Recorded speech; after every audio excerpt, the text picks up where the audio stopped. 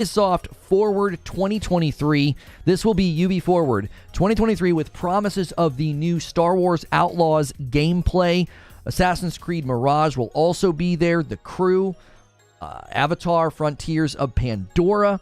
And we've got some hints of other things that might be there. So if you're watching the past broadcast, you can look over there in the corner, skip ahead 29 minutes and 30 seconds, and you'll be able to see the co-stream. We also did an Xbox Showcase review this morning, so be sure to check that out. I'm going to end that stream and bring all those people over with me. That way they can enjoy this next show. Thank you to whoever put that word on my radar. We almost missed this one. For some reason, I thought this one was later in the day. I thought it was at like 3 o'clock. So, as you guys pile in the door, be sure to smash the like button. It helps us out. It helps this video find more people. Keep in mind and remember that these streams get put out there on YouTube, and we love to meet new people. I told everybody the other day in my Ubisoft Forward 2023 expectation stream, new stream, come smash like. I told everybody, I said, I think Ubi can have a really big stream. They've got a lot of big property. I think they might end up surprising us this year. And the Star Wars game alone could be big. It really, really could be big. And we're hoping that we see a good showcase from them. And I'm actually hoping that maybe even there's some other things there as well, like Assassin's Creed Red, things like that. So let me send out a tweet about this as well. Those of you that follow me on Twitter, thank you for doing that. At Reforge Gaming, we're about to hit a big milestone on Twitter of 3,000 followers.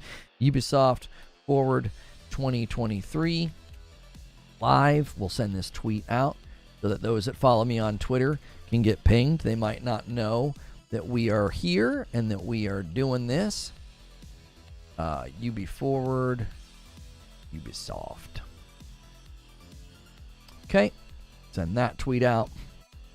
And then I always retweet it with the larger account. But we appreciate everybody who tunes in. Some big games at this event. Come hang. There we go. Let's get that sent out as well. There we go. Close out of Twitter. We don't need to see Twitter.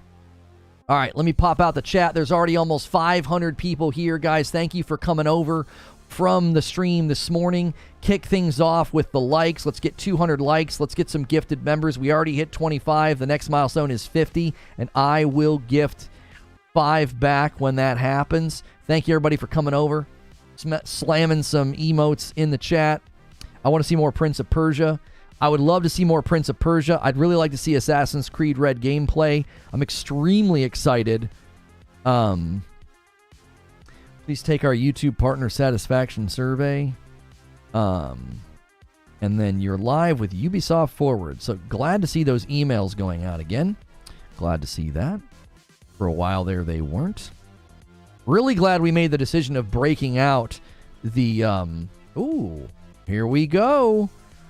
Here we go. All right, let me get this set to no annotations. Let's set it to HD. Hide the controls and go full screen.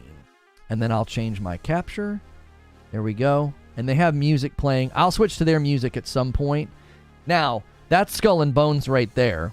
A lot of these flags that are waving, these are clues about what will be there. So I think that's pretty much confirmation that Skull and Bones will be there. I believe the purple sort of neon one, I believe that's Just Dance. It would be kind of shocking for them. Now, that's the clue. That's the clue from the trailer. They said, what game is that? Now we have a sharp chevron or arrow V something. I don't know what that is. The gold and the black. Okay, that's obviously Assassin's Creed.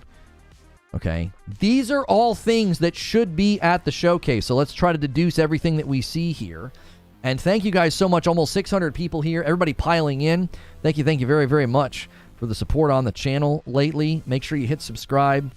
Contrary to all of the nonsense and the infighting, we actually are super welcoming to everybody here. We like all platforms.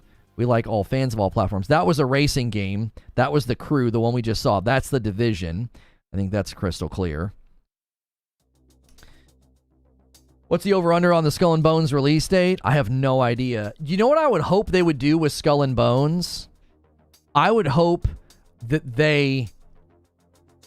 I would hope that they delay it like really, really long from now, and it launches and it's basically like Black Flag. And the ship combat is just part of it. That's what I would hope. Ooh, what's this? What's this? What could this be? Maybe the Star Wars game? Maybe? Maybe Avatar. Maybe Avatar. That's probably Avatar. Back to Skull and Bones. Okay. I heard you loud and clear yesterday and today. If I'm going to buy another $800 console, I'm waiting for the backlog of games. I hope they move to free-to-play model. Yeah, this is the one. The color scheme fits.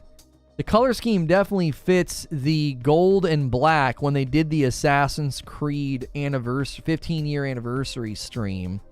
It certainly fits that color scheme. Did anybody order coffee today? Because the alert didn't pop, and we just want to make sure that's working. I'll actually check. I have my paper towels in here. That's great.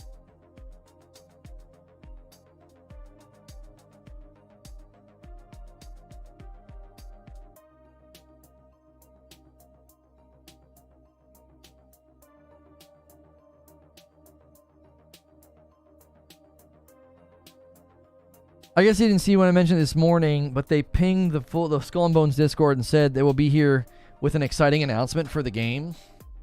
Well, I hope the exciting announcement's not like play the beta today.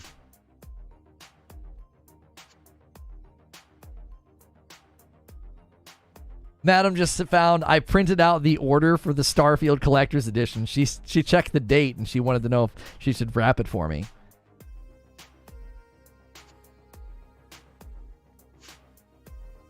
Oh, stop it. Yeah. That sounded like a hint to buy the coffee. What type of coffee is it?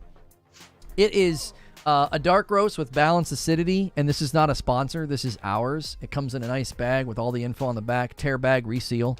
If you've never tried coffee with balanced acidity before, you should try it. It's ours. I own that property. My wife and kiddos bag it up and ship it to you. So you are supporting a small business when you buy it. People in chat will tell you how good it is. I've had a lot of people who, once they start trying my coffee, because of the balanced acidity and how smooth it is, zero bitterness, it's hard for them to drink other coffee brands. So buyer beware. xDefiant will be there. That is true, Brooklyn Breed. xDefiant's confirmed to be there. Maybe xDefiant is the one with that arrow. Isn't that what their logo kind of looks like?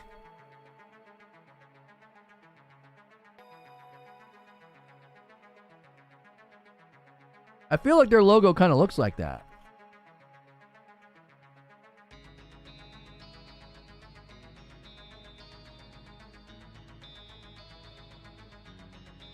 Wish the Starfield watch wasn't USA only. It's pretty cool.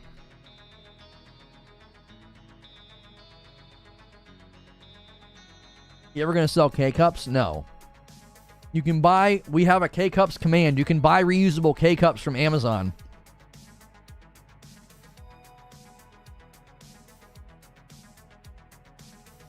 I can't wait for Lono to get the Starfield watch. Maybe he'll start his streams on time. What's good, Luis Castillo?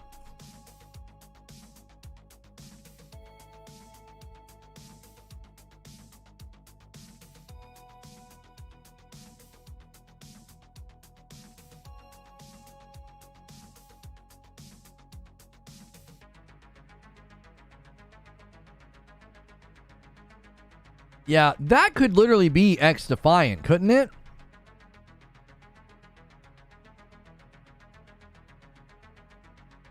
They confirmed xDefiant, though. That's what's so confusing. Oh, it is. It's xDefiant. I'm on their website right now. There's a big, giant gold chevron behind the guy.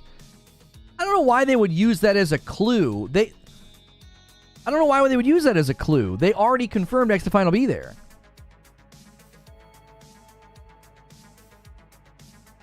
Am I dumb, or is the coffee link not working? In the description, it's a YouTube link that takes me to your channel. What?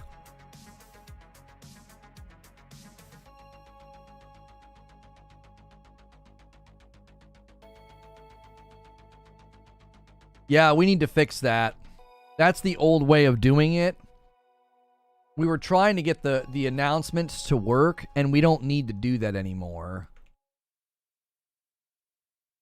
All right, I just changed it to reforgeroast.com. We were trying to get the alerts to work, and we were directing everybody to the store on the YouTube page. You don't have to do that.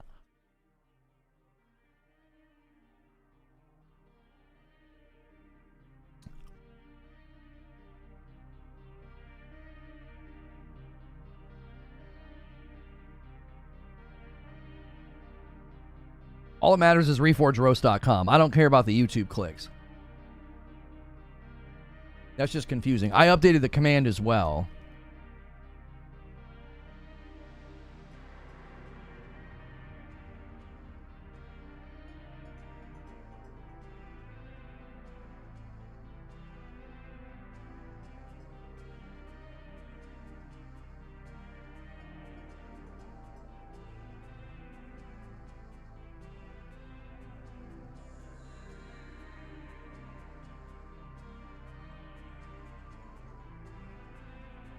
They always do a different game between the numbered entries?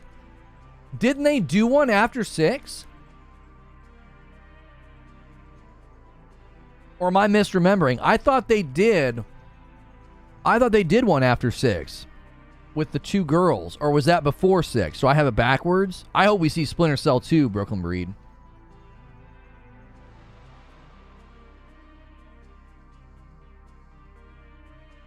When's it starting? 20 minutes. If that's going to be their logo, it should be called Chevron Defiant.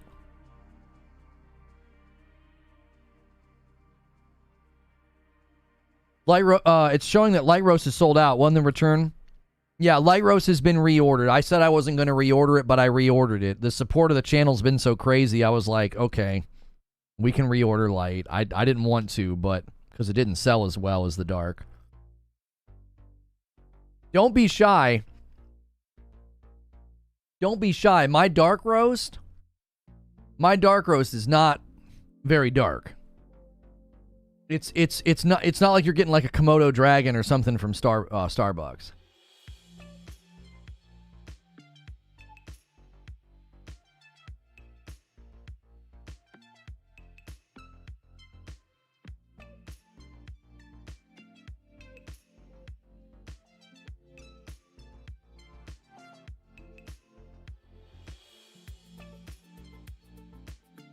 Like if you shy away from dark roast because of how like sharp and bitter it is, it kind of smacks your tongue a little bit. Number one, our dark roast has balanced acidity, so it's incredibly smooth. And number two, ours is not a very dark roast.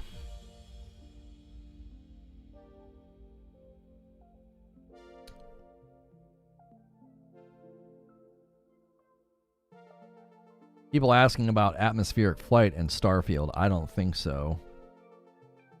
I really don't. Thank you to people that loop back. Really sad how many Xbox fanboys defending 30 FPS. You guys are going to wonder why where you are. It's rough.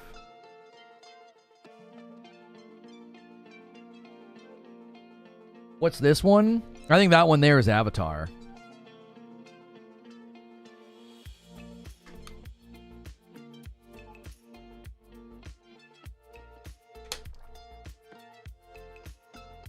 I'd say the dark roast is actually a medium.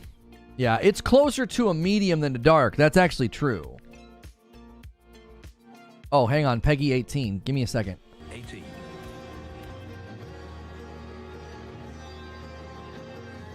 Oh. Okay. I'm going to put my music back on. I thought they were going to show something.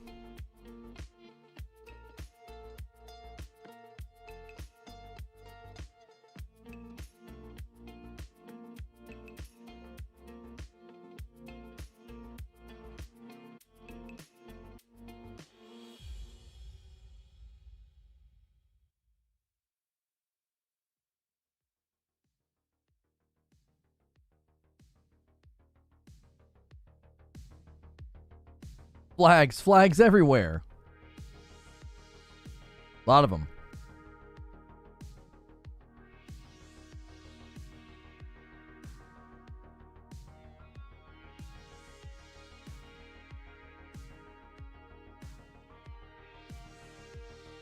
Are there people there? Like, in person? Why are they showing these people? Like, hey man, we're here. We out here.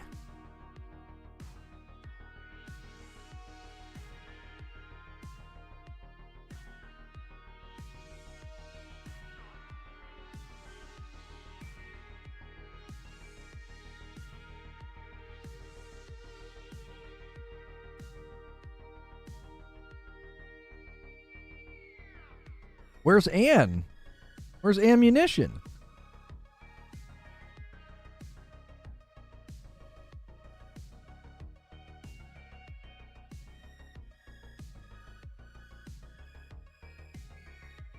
He had really nice teeth. Did you guys see that? He had really nice teeth. Look at that. They're so straight. They're so straight he kind of looks like a vampire.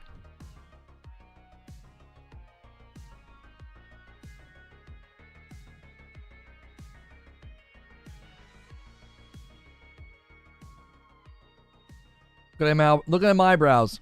I'm telling you, eyebrows are key, folks.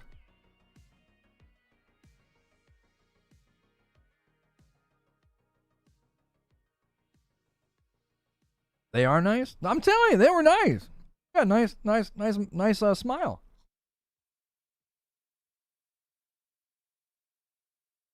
Look at those baby blues. Look at those baby blues. Good looking guy.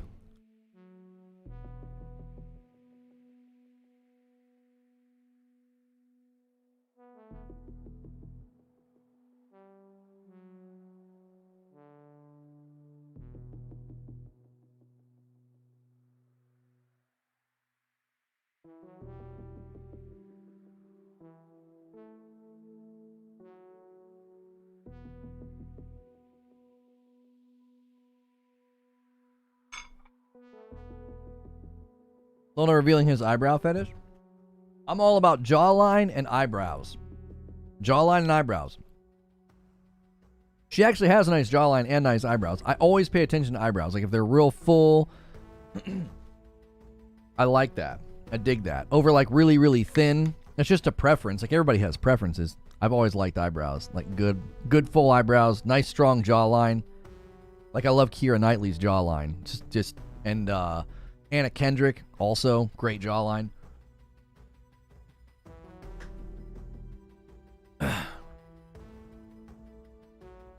Audio muted? Yeah, I had it muted. There wasn't really any reason to listen to it. This is just the pre-show. There's like 10 minutes to the real show. And no, somebody asked if I'll be covering the Capcom event. I will not be. It's too late in the day for me. Element with 4 months. Gonna have to watch later. Ain't long enough. Yo. Oh, lunch ain't long enough.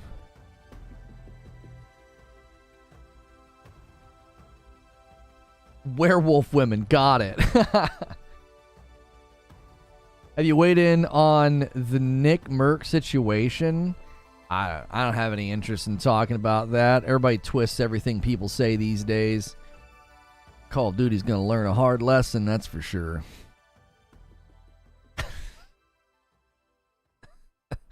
They're gonna learn a hard lesson. Oh man.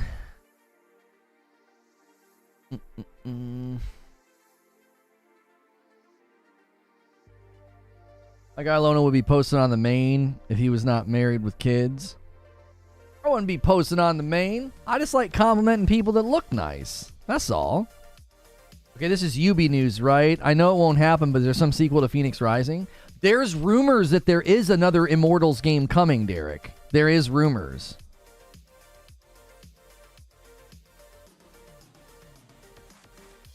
That's good to hear. Happy you're on our side.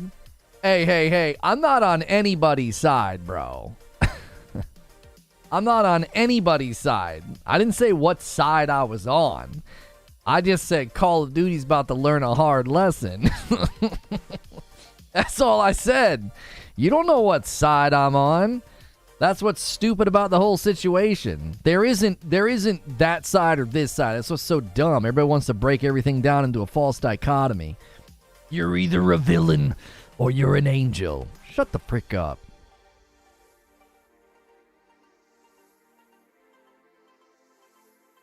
Could you do a Marlon Brando voiceover? No.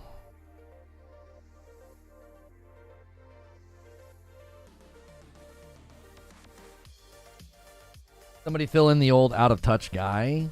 To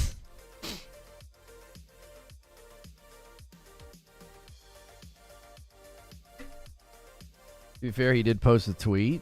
Yeah, and his tweet didn't indicate very much of anything.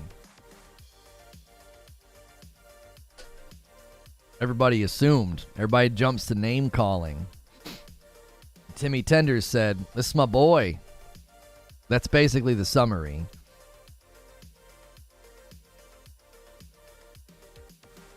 That's basically the summary. You know. No nuance. You know. Somebody steps in it. And the response is nuclear. And Timmy Tender says, "Nah, man. That's my man over there." And that's basically the summary.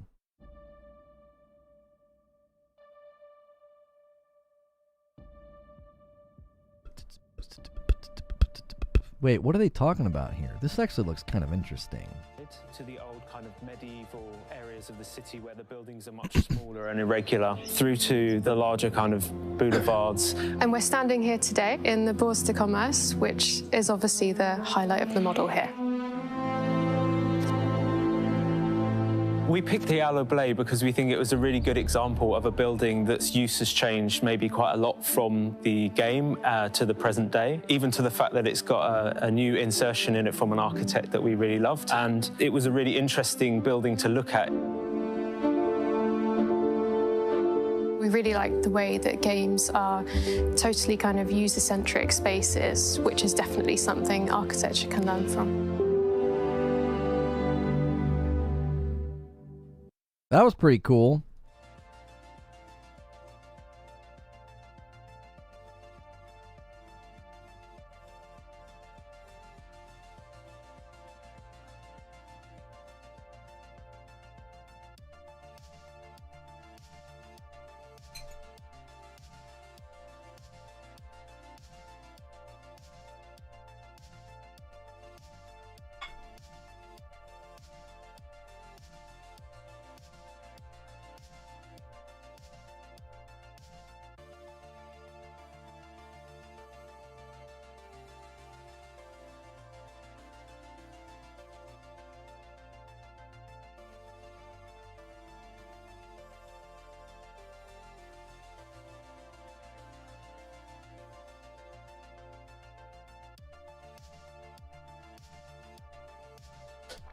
There's a Just Dance for the Pico? Huh.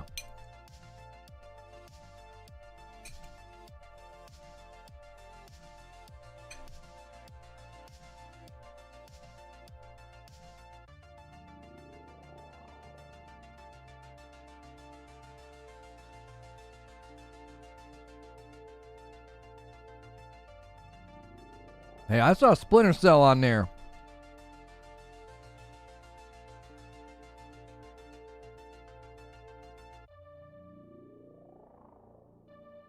Guys, we have almost 700 people here. Let's shoot for 300 likes. I don't have the sound on because it's just a bunch of commercials. The show hasn't started yet.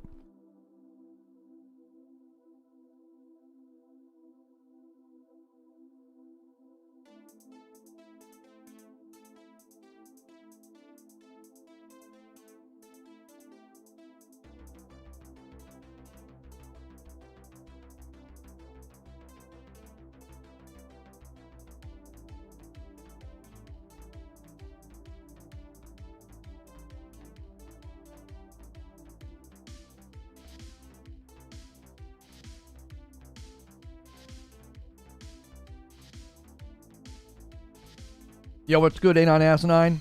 A Splinter Cell game is coming. They have job postings. Oh, I know. I just wonder if it'll be there today.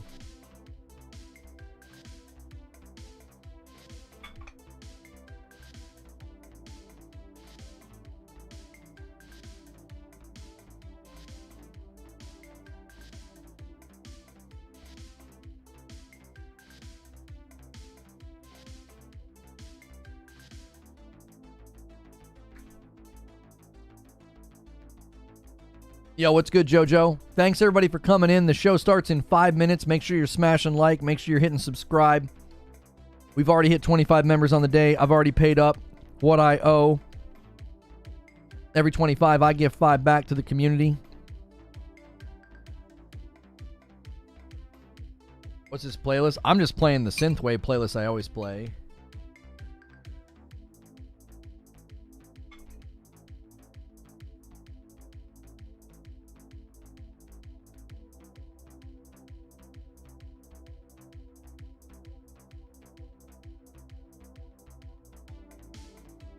I would love a new Rayman.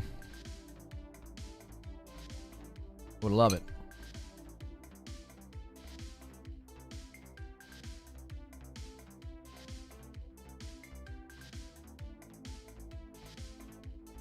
Anything I'm looking for? I'm really excited about the Star Wars gameplay. Star Wars Outlaws. And I would love to see some Assassin's Creed Red gameplay. I know I probably won't get the second one.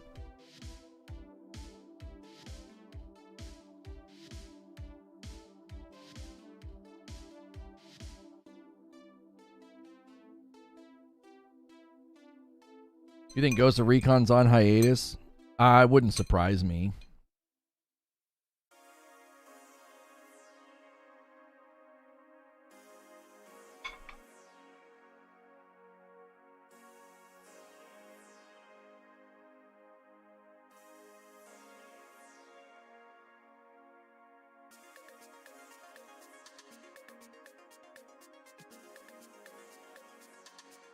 Day after the showcase, and the FTC is filing an injunction to block the ABK merger. The FTC and the CMA are pretty unified on this. It's going to be pretty hard for this to happen.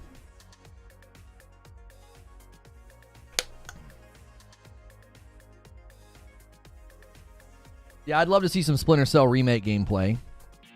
AC Red, I thought it was just Mirage. Hey, it's little Sia. She's like the nicest person. She's super, super duper nice.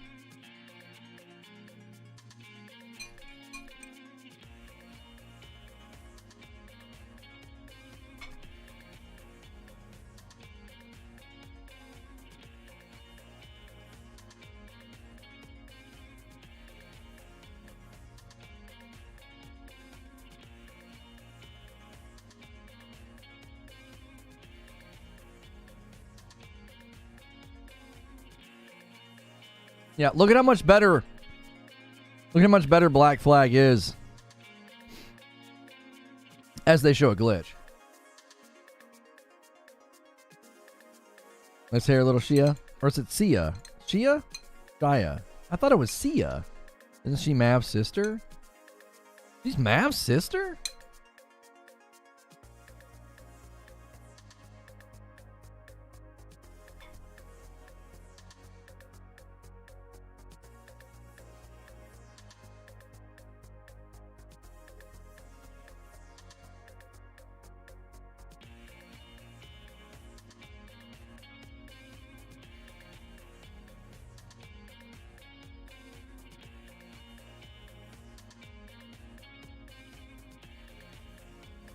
The new Crew is about to look crazy. Yeah, Crew is confirmed to be there.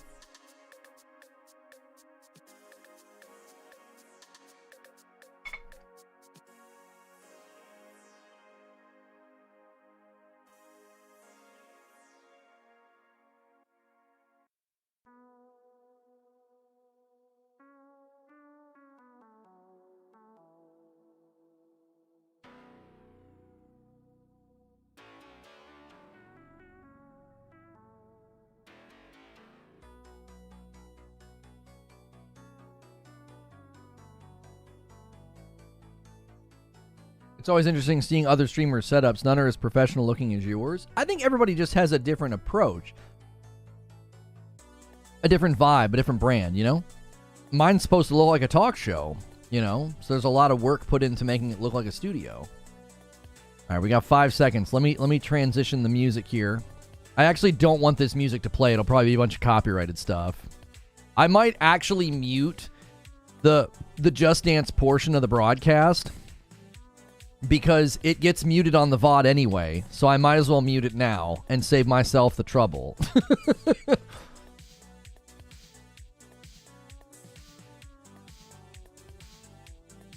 Yeah, this is all going to be copyrighted music, so you guys are just going to have to just live with the fact that, like, we don't need to hear this. I am sorry. This saves me trouble later on. It'll be one less section that I have to mute. They're all super talented. Good for them. This is a big opportunity for them, but I'm not going to unmute this section. It's almost guaranteed to have multiple pieces of copyrighted music in it. So, well, my man's getting into it. He's ready. He's ready for the newest Just Dance.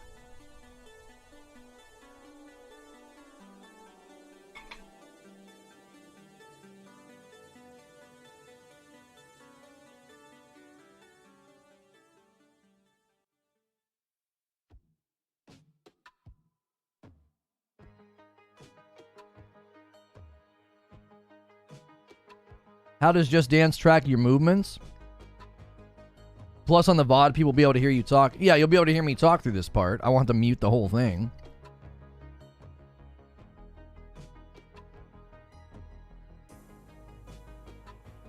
Yeah, you usually just hold a controller. Hey, Kyber just became a member all on their own, not gifted.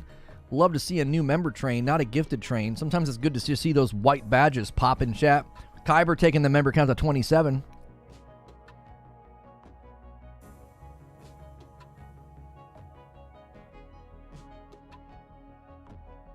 I always wonder, dancers, like, what kind of shoes do they prefer wearing? Like, our girl back there in the green, she's got some really thick soles under those feet. And I just wonder, does that make it easy to dance? Oh, these are the finalists. They all qualified to be a part of this. That's cool. Dive into 40.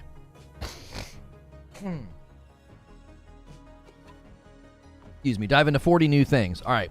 Here we go. Here we go.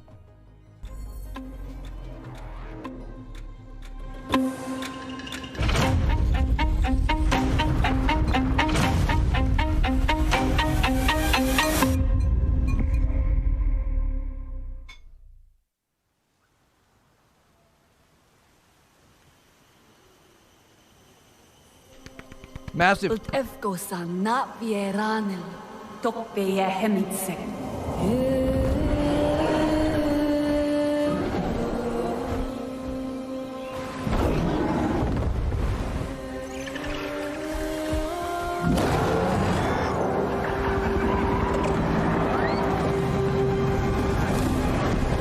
RDA's greed poisoned our world. Secure the perimeter. All threats must be eliminated. They took everything from us. From me. I was trained in their ways, their technology, their weapons. Things that a Navi should not know. And then one day, they left. Hell's Gate is under attack. Evacuate now. Kill all the Navi children. But before they did, our teacher saved us and put us to sleep. This is your only chance to survive. And there I remained for 15 years. Until one day, I awoke. And I was free.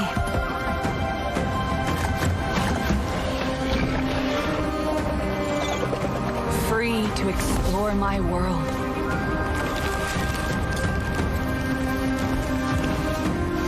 Free to decide who I was going to be. Free to discover what I was meant to do. Now you see what they kept you from. Guys, there's a lot of compression going on. We'll have to watch this later. It's not the game, it's YouTube. Trust me, there's a lot of compression going on.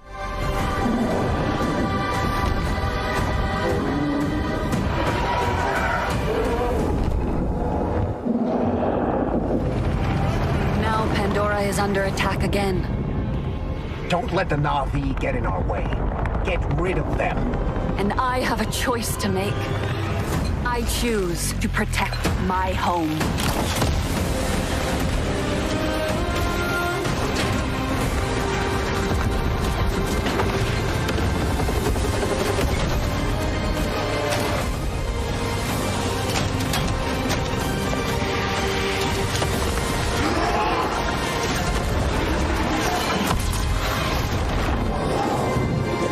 A child of two worlds.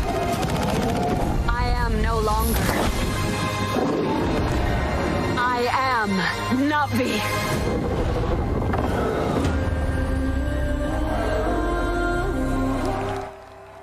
There were elements that looked really good, and then the fire and the textures looked old gen. It like went from looking good. Phil's there. It went from looking good to looking like old. Some of the animations were really odd. There was definitely some compression going on, but that quality, I don't know, man. I'm Jim Cameron, the creator of Avatar and Avatar: The Way of Water. In developing both of these films, I set out to imagine another world, a world as rich and complex as our own. And we wanted the audience to feel as though they were really on Pandora, to dream with their eyes wide open, and to explore this world with our characters. And it's always been our vision to embrace technology to allow us to find new ways outside the cinema to immerse people in this world. Our friends at Ubisoft share this same ambition, and the team at Massive have been pushing the boundaries of what's possible in games to bring a new corner of Pandora to life. So with Avatar: Frontiers of Pandora, our creative team at Lightstorm has been able to share their insights with Massive's talented team, who are experts in creating living, open worlds. Together, we'll be able to bring players to the Western frontier with new environments, new flora and fauna, and new characters, and an original story that coexists with the events of the Avatar films. We can't wait for you to join this adventure, and we look forward to welcoming you back to the world of Avatar once again.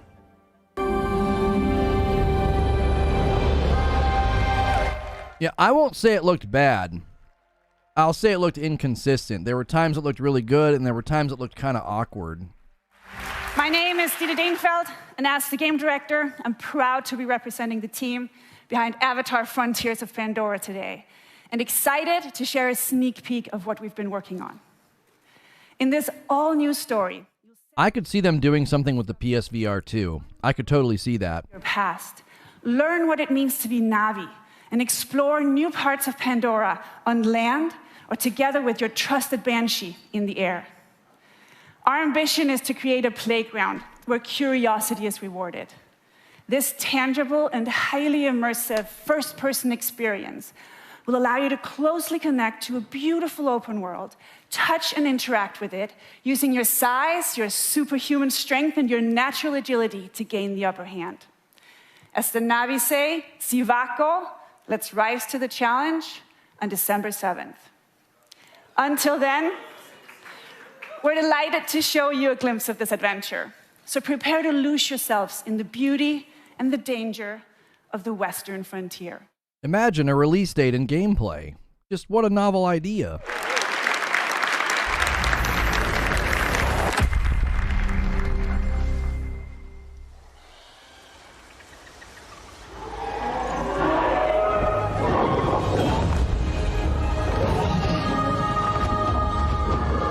Okay, this is a mix of gameplay, cutscene, and in-game cinematics, so we're going to get a mixture here.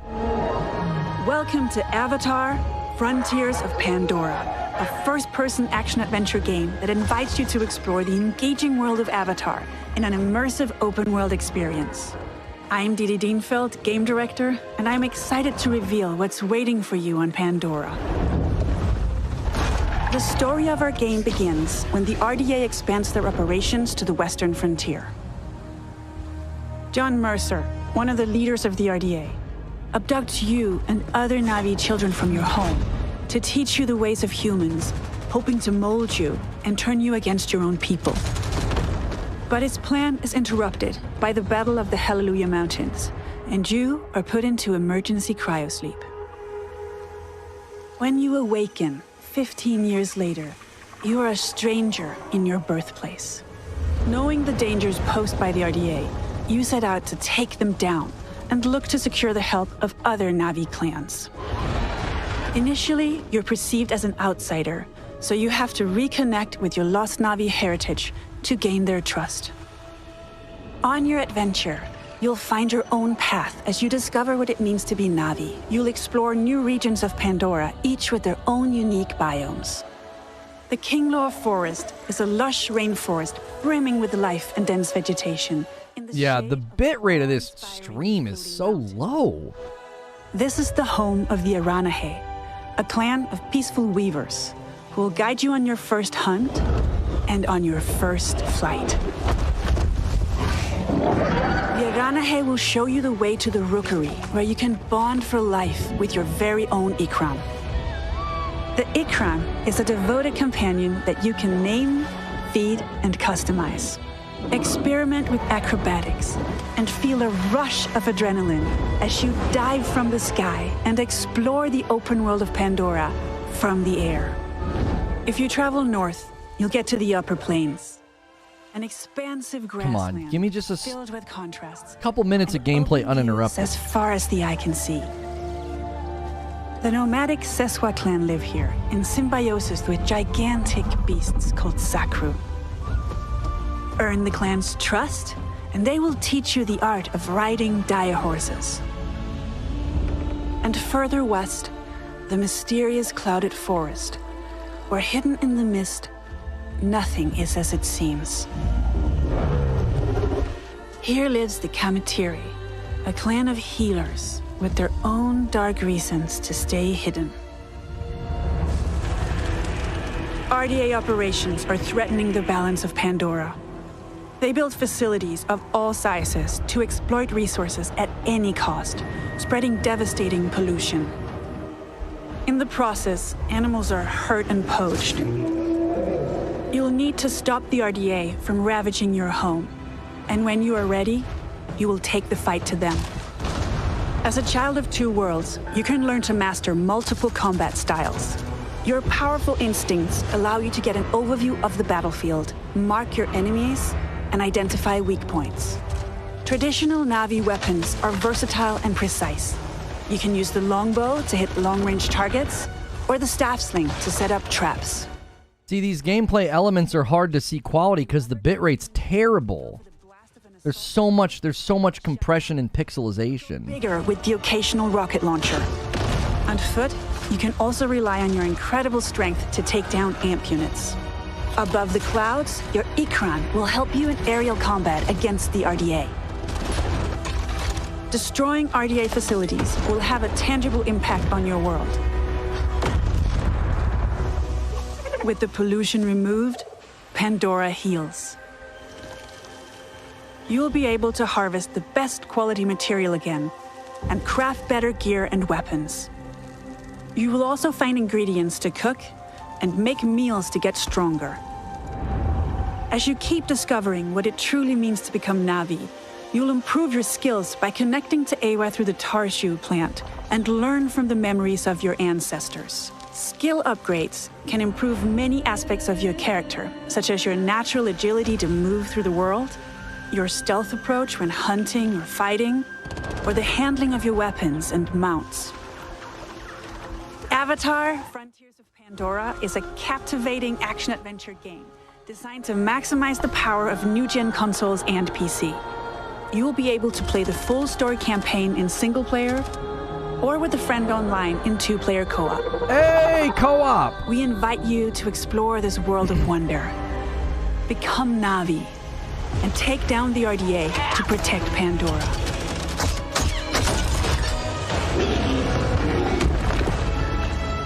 It goes from looking next-gen and looking awesome to just not. I can't decide what the problem is. Like, some of those scenes look so good. It's so hard to know if they're playing in-engine trickery, because sometimes it looks so great, but the bitrate on this stream is awful. It looks so blurry.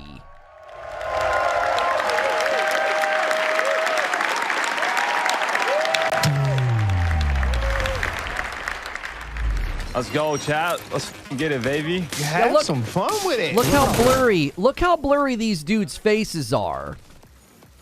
Look how blurry their faces are. You know what I'm saying? That's why that showcase looks so freaking bad. Oh, the kill streak.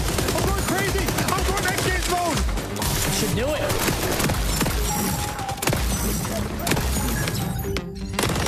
Yeah, that feels good. That feels good. Oh my shield. What the?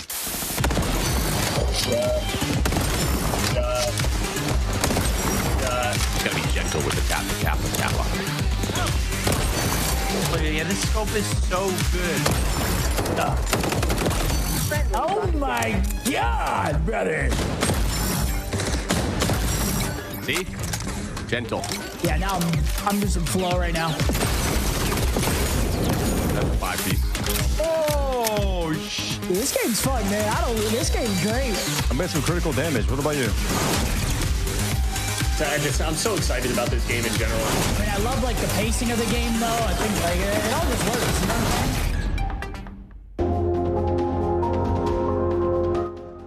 saying? This game shows a lot of promise. And this showcase is going to be hard to watch because they have their bit rate set super low. Hello, my name is Mark Rubin, executive producer on xDefiant. What you just saw was a collection of live clips and reactions from players streaming our game during our closed beta test in April. And we've been absolutely overwhelmed by the amazing response to our game from players all over the world. Now, for us, community has really been the core of this game's development. And we've had 28 public tests so far, with the recent closed beta being the largest, and of course, the first with no NDA. And throughout all of these tests, we've done our best to listen and respond to the feedback of players. So thank you so much to the more than 1.5 million players who have participated in those tests, and the countless creators and streamers who shared their footage. Try a different stream? This is on the Ubisoft official channel, brother. Now we're ready to look towards the future. We are currently planning on launching later this summer. But before we do that, we will be holding another test to address some of the feedback from the closed beta. This open session will be available to everyone on PC, PS5, and Xbox Series X and S from June 21st to June 23rd. This is a short test, but we are opening it to everyone to get as much feedback as possible on our new netcode, our controller tuning, and of course, to stress out the servers as much as possible. So if you have not played xDefiant yet, this is your chance. But let's talk about what's going to happen when we launch later this summer. We will start with a 6-week preseason that will have all of our launch content with 14 maps, 5 factions, 24 weapons, and much, much more. We then move into our year 1 content schedule, which is packed with some really exciting content, with 4 brand new meta-changing factions, each with unique characters and skills, 12 new weapons, and 12 new maps. That's 1 new map every month, all inspired by Ubisoft's amazing worlds. And I think you may really be surprised at where we go. Year 1 is really going to have a lot of great gameplay content, all focused on creating a fun arcade FPS experience. And we are committed to staying true to our community and to strive to make xDefiant the best place to compete and have fun. Now, it's been quite the journey to get to this point. So thank you again to all of the players that supported xDefiant so far. And for everyone who hasn't yet had the chance, we hope to see you in game soon. Thank you. If you guys are enjoying the showcase, make sure and smash that like button. It's super helpful. Oh, that was Prince of Persia, that flag with all the blue on it.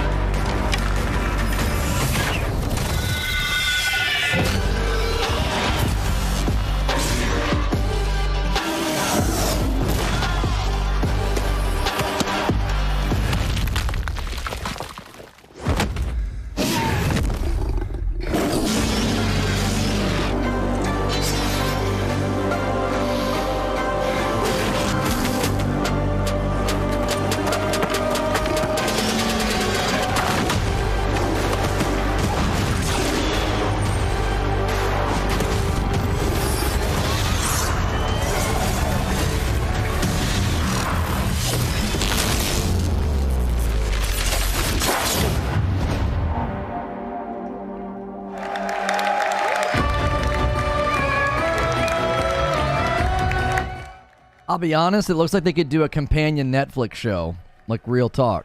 Hi, everyone. It's so exciting to be with you today. About 30 years ago, in 1989, I discovered a great action-adventure game, both challenging my skills and respecting my cleverness. It was Prince of Persia. I am Muniradi, game director of Prince of Persia, The Lost Crown. Time has come to open a new chapter and to journey in legendary Persia, in an era where the laws of mortals were ruled by the laws of gods. You are Sargon, a fearless sword prodigy, the youngest member of a squad of 7 elite warriors, the Immortals.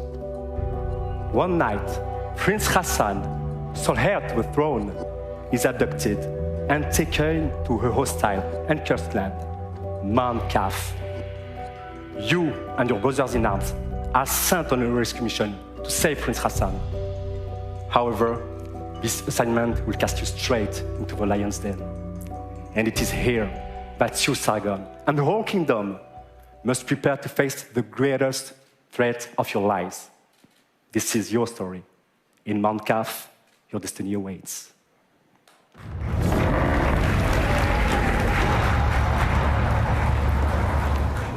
When entering Mount Kaf, your mission is clear. Find Prince Hassan and bring him back to Persepolis. However, Mount Kaf becomes a prison full of hostile inhabitants. Now separated from your allies, you discover a grand citadel full of mysteries, where time flows differently. What is this sorcery? The past coexists with the future.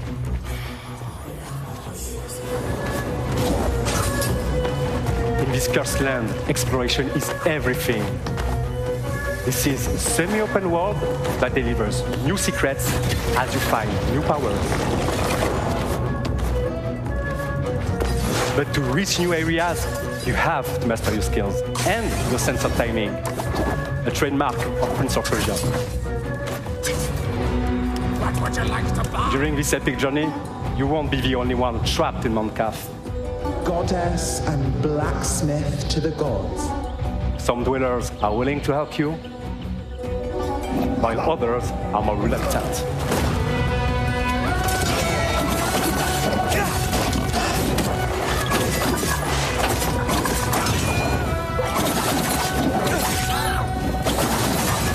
But Sargon is a swordsman like no other.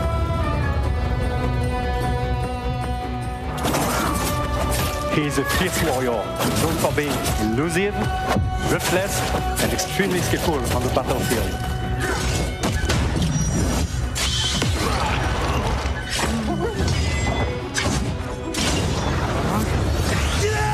Fueled by anger, he constantly puts his life on the line to perform devastating attacks.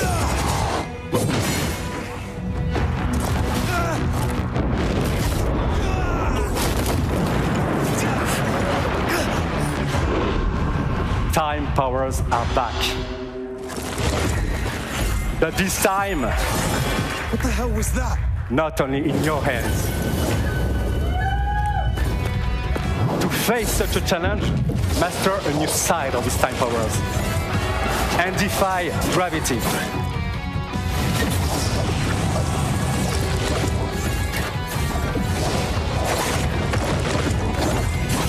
By combining all these skills together, you can express your creativity to solve Mount Kaf's mysteries and execute brutal combos in epic combats.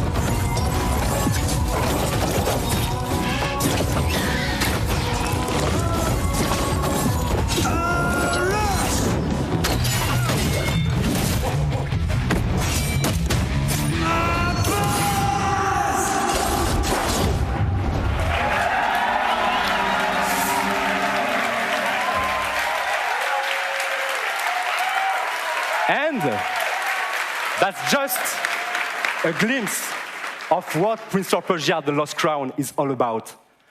I'd like to thank Matrix, who composed the in-game music you are just listening to. I'll never understand production doing that, like showing his face. They clearly wanted the gameplay to be shown. Production needs to get their head straight. We cannot wait for you to get your hands on the game. It releases on January 18, 2024 on all platforms. Thank you and enjoy the rest of the show.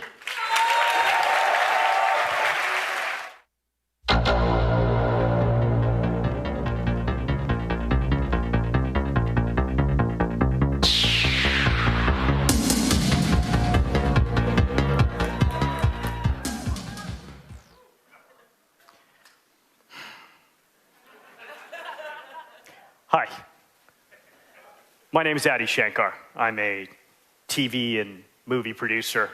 You may know me from the Castlevania animated series on Netflix, or one of my fan fiction shorts on YouTube. 7 years ago, I got a call from Ubisoft offering me the opportunity to adapt one of their very, very, very serious franchises into an anime. But instead, I came back to them with a crazy concept inspired by the mood of Far Cry 3 Blood Dragon. Yeah. This concept used Ubisoft's vast library of characters and remixed them into one delirious anime series that would become this love letter to the 90s. Or at least how I remember the 90s. And to my absolute surprise, Ubisoft said no.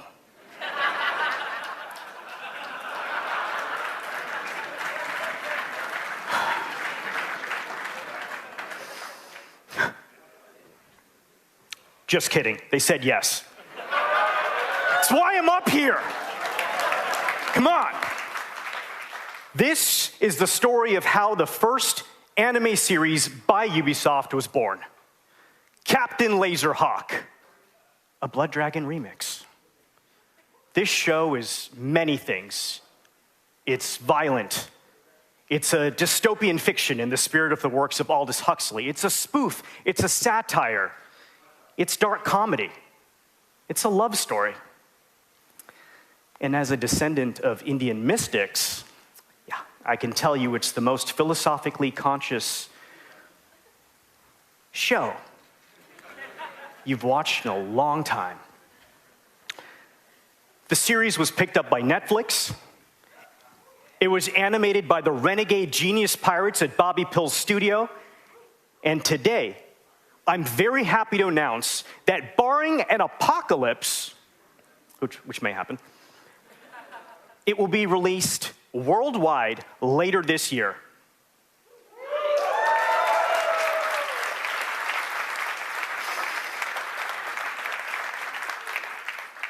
And that's not all. I'm even more excited to share with you an action-packed, Easter egg-filled teaser trailer right now.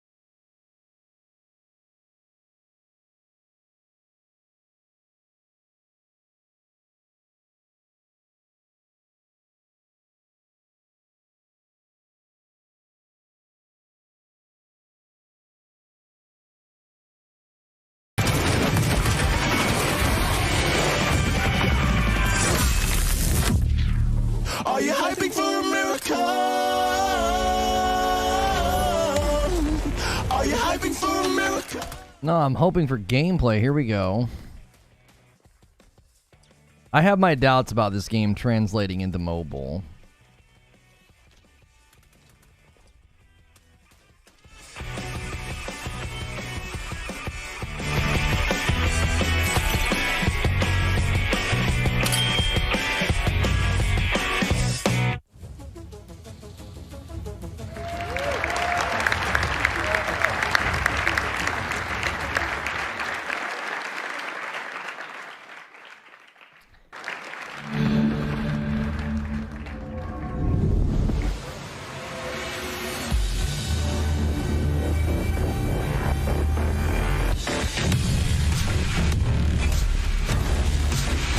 Now we got a montage.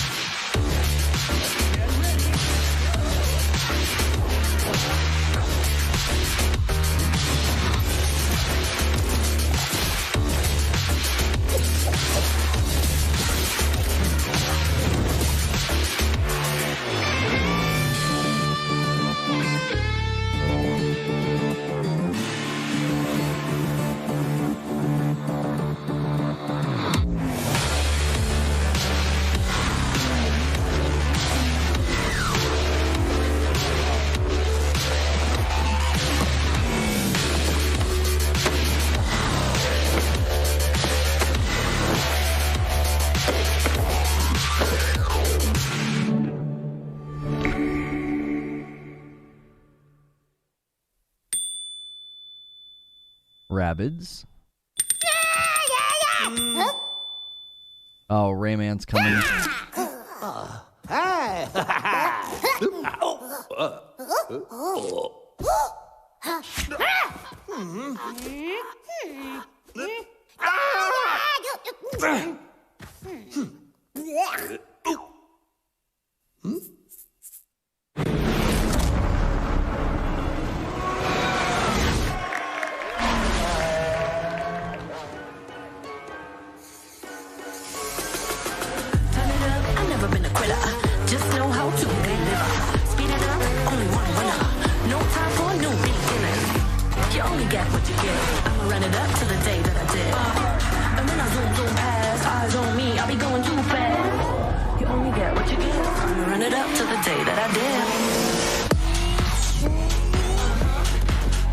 Not actual gameplay footage.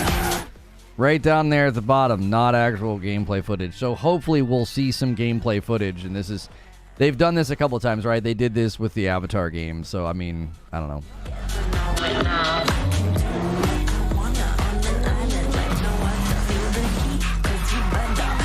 I'm not slowing down.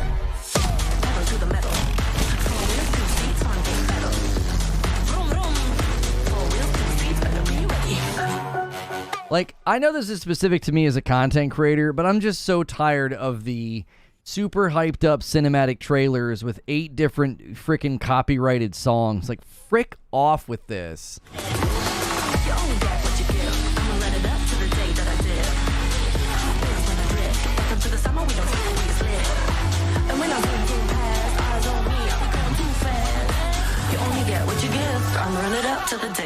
Yeah, this is one of the promised appearances, so they're probably going to take the stage, they're probably going to talk, and then I would imagine they're going to show you gameplay. I think it'd be really strange for them to not do that. Thank you. Thank you. Thank you, guys. Thank you, everyone. 5 years ago, the Crew 2 took off. Now, each month, millions of thrill seekers, just like you, are enjoying. This is a Forza Horizon 5 ripoff. The world does not revolve around Xbox, even though your brain does. I'm Stéphane Bellet, creative director of The Crew. Oh, thanks. Hey! Today, at last, it is my pleasure to introduce the future of the Crew Motorfest. Yeah, his accent's French. New take on the action-driving genre, a celebration for car lovers to share and experience car culture fantasy on the beautiful island of Oahu in Hawaii. No matter how you enjoy cars and driving on your own or with your crew, Motorfest has something for everyone. Motorfest, your portal to a medley of high-octane experiences. You choose how you like to have fun with your cars. This is what Motorfest playlists are all about. Playlists are truly at the heart of Motorfest. Want to immerse yourself in the most exciting worlds of car culture? Yeah. Dive into the legacy of the world's most influential automakers.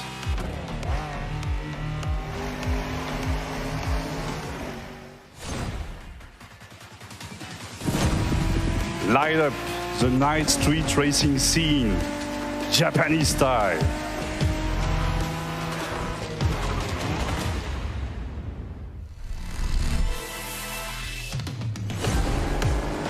Unleash the cutting-edge power of electric supercars. Can someone tell the production team that we want to see full-screen gameplay? Oh my god. The US mainland behind. Our festival has landed in one of the most breathtaking and vibrant places on Earth, Oahu. Let's find out why Oahu is the perfect playground for driving fun. Race through the city street of Honolulu. Barrel up black ash covered slopes. The road texture looked terrible in that first shot. This looks great. Lush rainforests. Or cruise the dunes at sunset with your friends. Opportunities for fun and challenges are endless. A unique playground like this calls for a profusion of vehicles. Choose and customize your ride with one of the most diverse lineups ever, from past, present, and future. Yeah, did y'all see the road in that first one? It looked terrible. It looked like an old game. It looked awful. The other places looked great. To get behind the wheel of this beauty. Hey, some of you have spent a lot of energy building the perfect vehicle collection in the Crew 2. In a few weeks, you will be able to import your vehicle collection into the Crew Motorfest for free. Y'all are talking smack. They've sold 21 million copies of The Crew as a franchise, only outdone by Far Cry 6, so... Import and our complete festival program later this month during our summer showcase. Since the beginning of the year, thousands of players have tested the game and given us priceless feedback through the Insider program. Join the party, register now for a closed beta, and share with the world your experience in July. From the entire team at Ubisoft Ivory Tower, mahalo, thank you. Welcome to Motorfest. Enjoy the ride.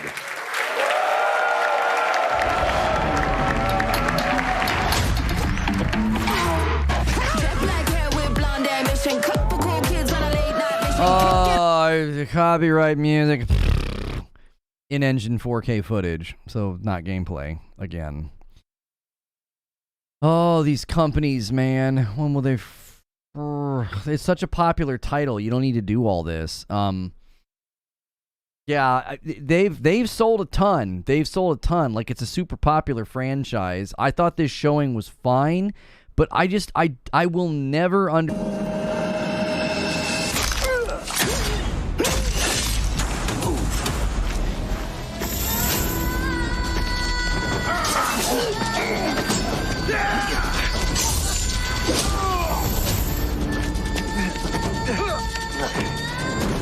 What are you doing? Don't think.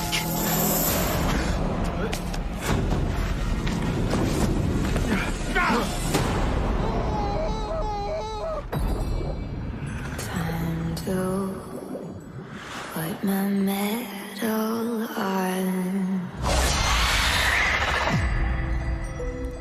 Fulath, tell Basim the story of the feather. Our tradition of the feather comes from Egypt.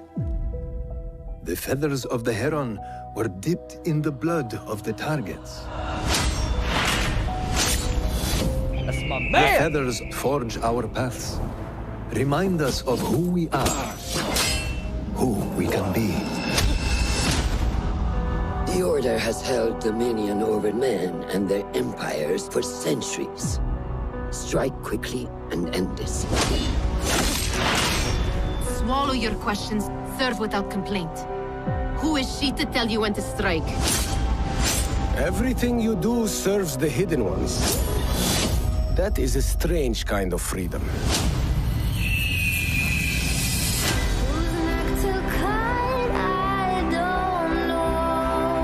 You are not the first to walk the shadows broken. Pour your pain into the Brotherhood.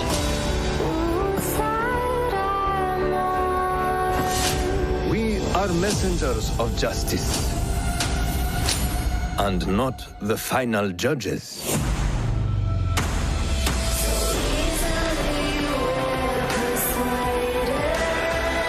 He knows not what he is.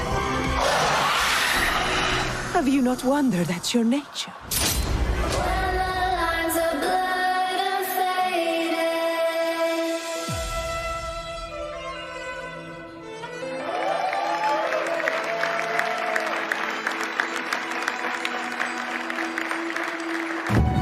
I love that they connected it to Origins and Bayek. That's awesome. Maybe we'll get some gameplay.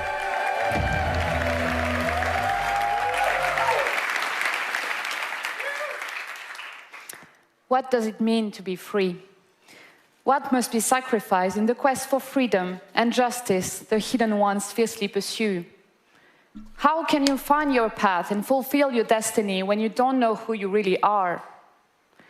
As he grows from street thief to master assassin, Basim thinks he has found a sense of purpose as a hidden one, working in the dark to serve the light. Guys, they're probably going to show gameplay. That's been the pattern. Haunting him, leading to more questions with no answer.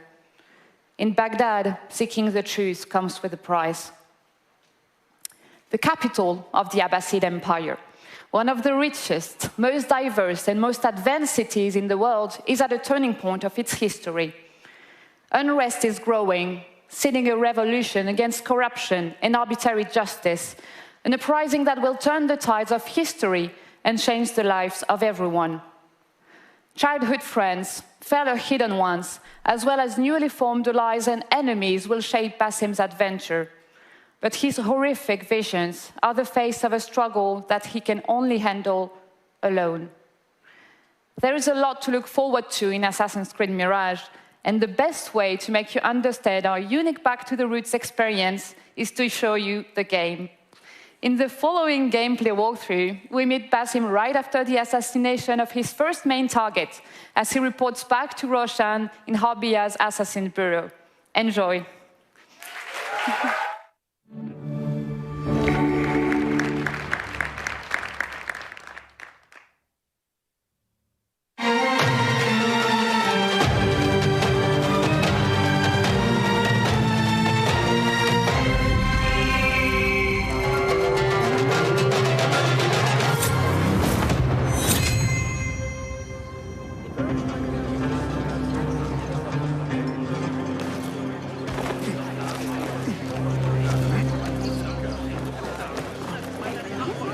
There you are.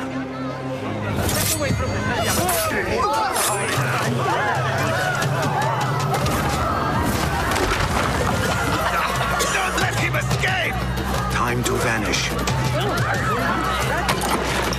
Get back here, dog! You hear that, bloodbag?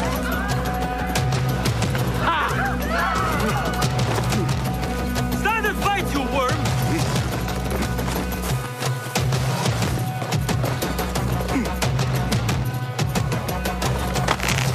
You're dead!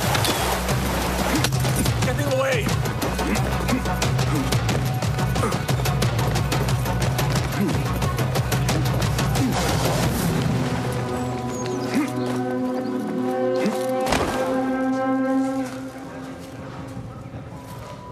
Yeah, they said this gameplay was 4K, so it's obviously a 4K 30 mode. I would hope there's a performance mode. Alhamdulillah.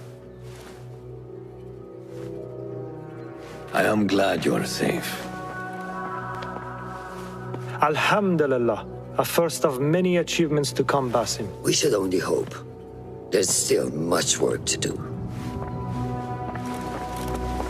While our focus was on Al Ghul, Fulov quietly scouted the city for where we could erect more bureaus. I have found dwellings in 3 districts that are most unassuming. Abid and Rebecca have arrived from Alamut and set off to Al Abbasiyah and Karh. I will make my way to Sharqiya shortly. And I will join Rebecca in Karh, where corruption is as common as the arid air. See Abu Ja'far about some things he's been working on. Then come find us. Have a look, Basim. I may have something that is of interest to you.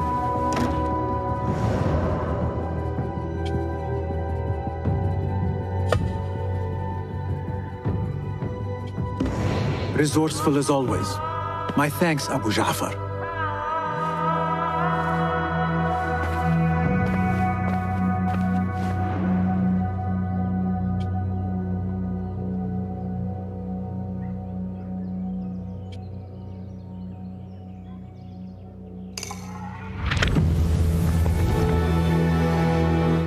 Listen, y'all better watch your mouth talking about Shora Agdashlu, all right? You better watch your mouth talking about her. She has an amazing voice.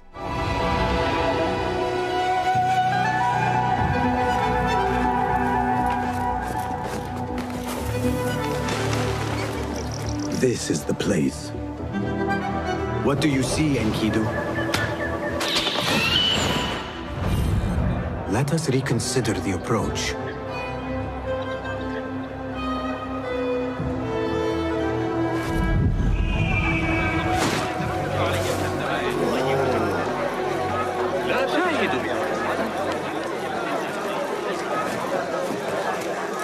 Yeah, graphics-wise, I want to watch this later. The compression's killing me. Like, it looks like an old-gen game, but I can't tell if it's the compression. Everything looks kind of blurry.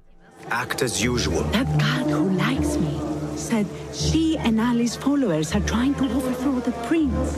What madness! They will surely fail.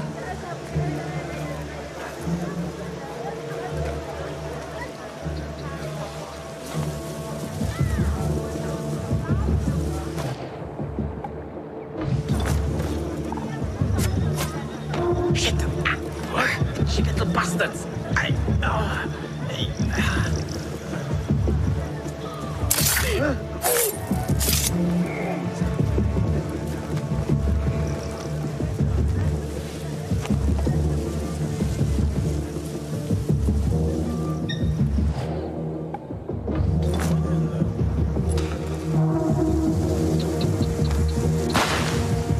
What? Hey! Die now!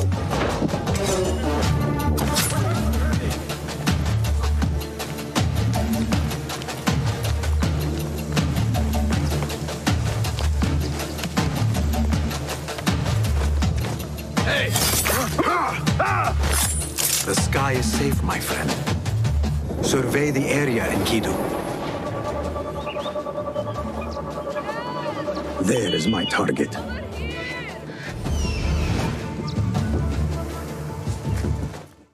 I like the mechanic of having to take out the guy so you can use your bird. That's That's not revolutionary. I think some of you guys are expecting an Assassin's Creed game to not be an Assassin's Creed game, and I never really understand that.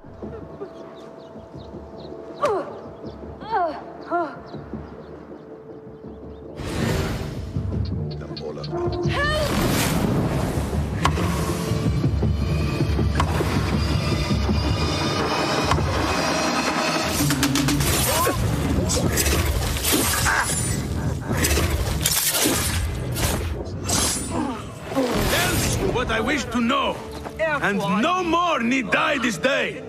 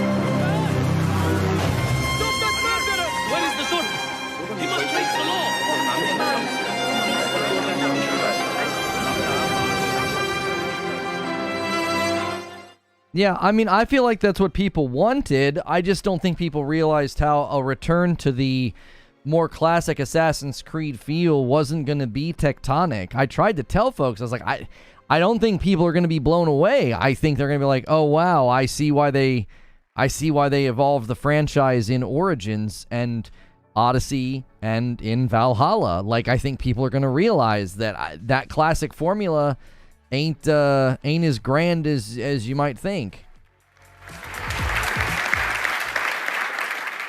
Hello, everyone. So first, I want to start by saying thank you to all gamers all around the world.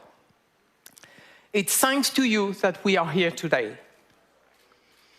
You are at the heart of everything we do. And to all Ubisoft teams around the world as well, I would like to say a big thank you.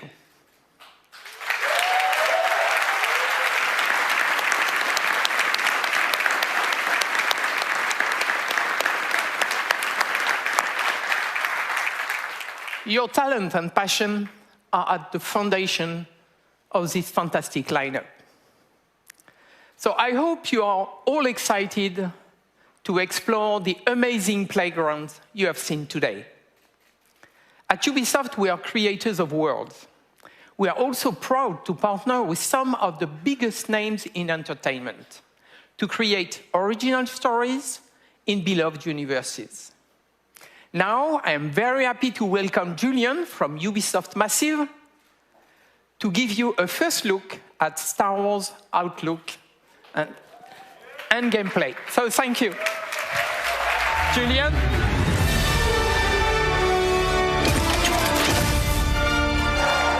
This is the show ender right here. This is the right call. Come on, baby. Come on, baby. Calm down. Do you want to see gameplay or not? All right. Let's get over the speech and let's get to the gameplay. Star Wars Outlaws takes place in a time of great civil unrest across the galaxy. For some, this is a time of turmoil. For Outlaws, this is a time of opportunity. As a cunning thief, Kay Vess and her companion Nyx fight for survival every single day, relying on their skills and resourcefulness to get by. As they struggle to make ends meet, Kay and Nyx dream of the day that they will finally be free. But while seeking this freedom, Kay unexpectedly becomes one of the galaxy's most wanted. So to free herself from the bounty that follows her, Kay will need to pull off one of the greatest heists the Outer Rim has ever seen. As they navigate the underworld, caught between criminal syndicates and vicious, ruthless villains, Kay and Nix will manage their reputation by taking on risky contracts and navigating complex relationships, all whilst avoiding oppressive imperial rule. Kay and Nix's journey will take them across the galaxy through stunning, varied open-world locations and the wilds of space. One of these locations is Tashara. That's gameplay right there, I wonder. That features windswept savanna and amberine canyons. Come on, come on. Carved into Tashara's striking landscape, the city of Miragana serves as a central hive of scum and villainy. Why can't we create a unique character? KNX will encounter several... Did you complain about that in Jedi Fallen Order? ...that learn that everything is measured in the value of influence, reputation, or cold, hard credits. This presents an abundance of opportunities and dangers for a young, ambitious scoundrel like Kay. On behalf of Massive in Sweden, along with Ubisoft Annecy, Barcelona, Bucharest, Chengdu, Milan, Montpellier, Paris, Shanghai, Toronto, and our amazing team at Lucasfilm Games, it's our privilege to present to you this first ever look at Star Wars Outlaws gameplay.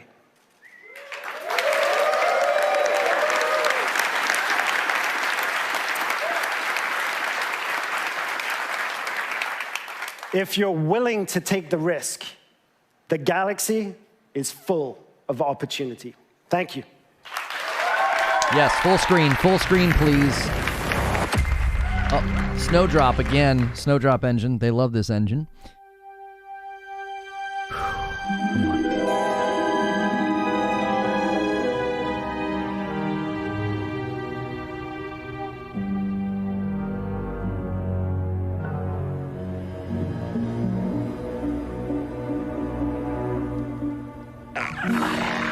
Okay, work in progress does not represent final quality, so they're not telling us this is in-engine or anything.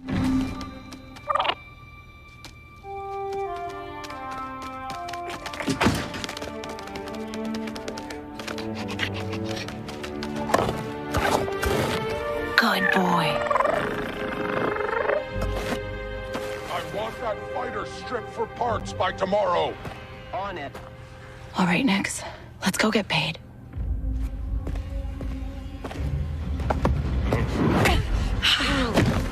That worked.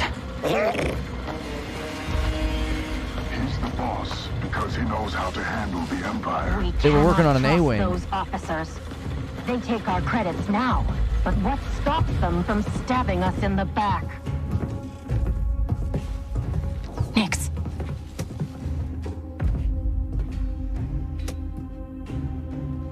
Hit that button.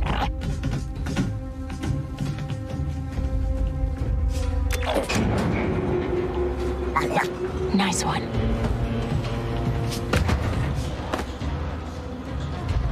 Hang on tight, little buddy.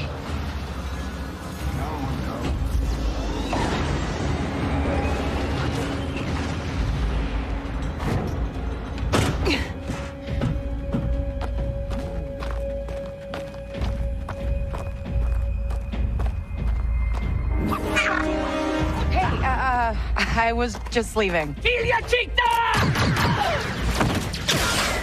Okay, we'll figure this out.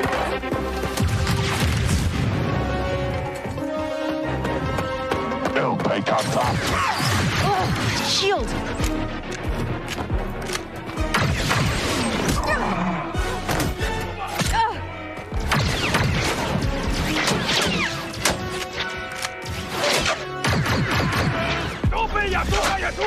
Hey, Nix! Fetch!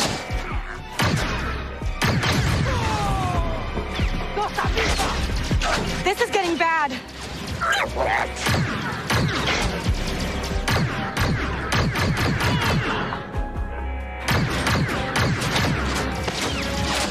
Let's try this out.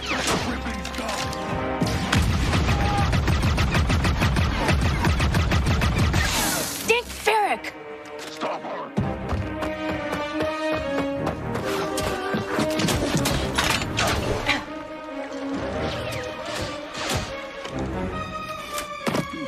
I think that went pretty well, right?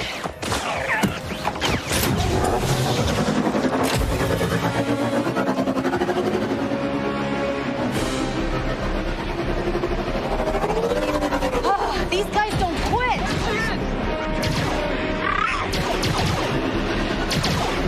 Hang on!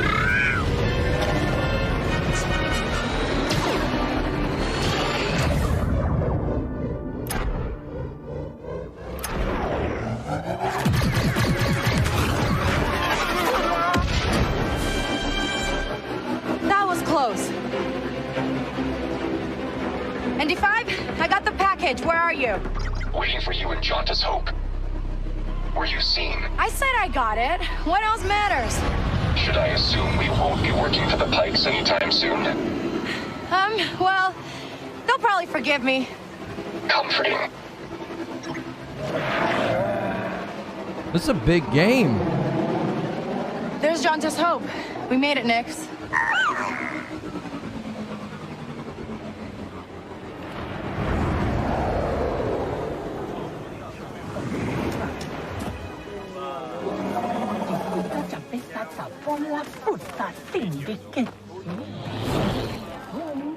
I think the graphics are fine. It's obviously 30 FPS for the YouTube trailer. They always do that. I want to watch this when it's not being fed through compression garbage on YouTube. This looks really promising. Hey, Andy. You're late, Kay. Donka's waiting. What? Are you worried? No. Okay. No, but you Troy. What? Be careful. Donka's a broker, not a friend. She can't be trusted. Who can out here? See you back at the ship.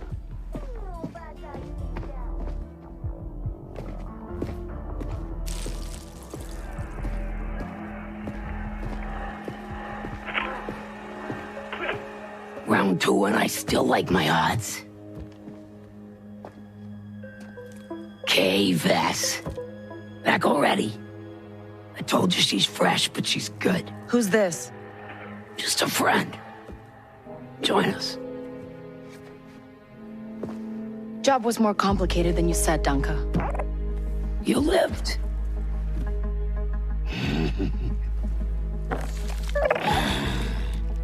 Hey, these aren't toys.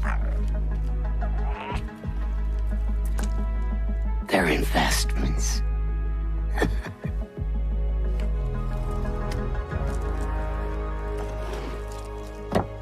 Wait. We haven't met. Don't really know many of you. Stealing illegal contraband, running with syndicates. I could say you're a threat to the Empire. But I won't have to if you're smart.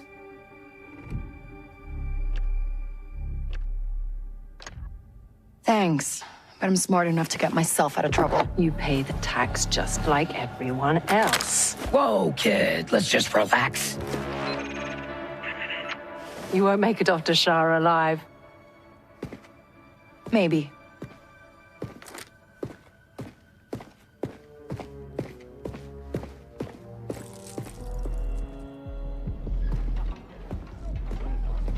All troopers, we have reports of a fugitive in Jauntus Hope.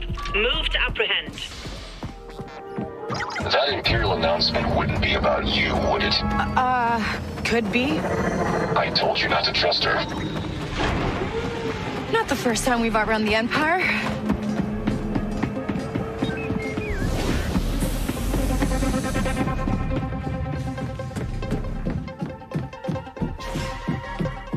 We need to leave. Yeah, no kidding.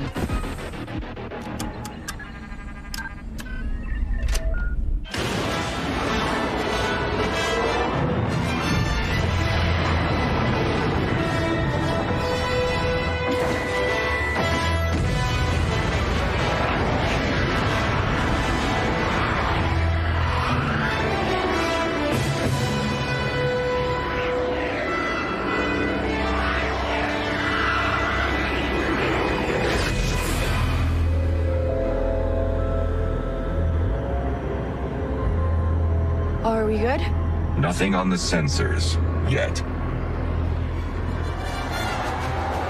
Anybody on the sensors now? TIE fighters on us. Got one. I feel inclined to remind you that we should shake the Empire quickly. Thanks, I'm working on it.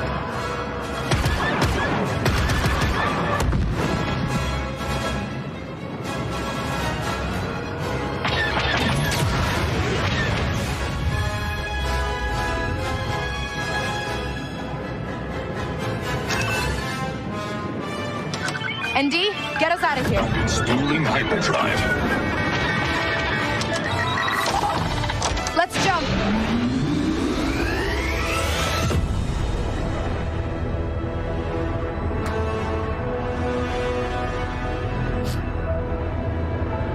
Oh, yeah. We made it. Come on, baby! Come on, look at the art style, look at the HUD. Y'all are on some kind of drugs in chat hating on this game. This game looks great! Hey. Got your new toy. So, where do we go next? Anywhere we want.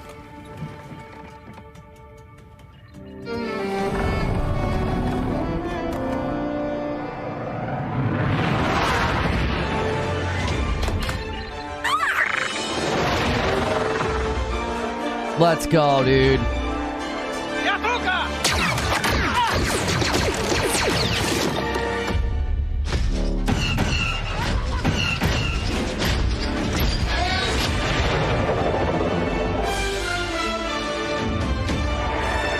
This looks great.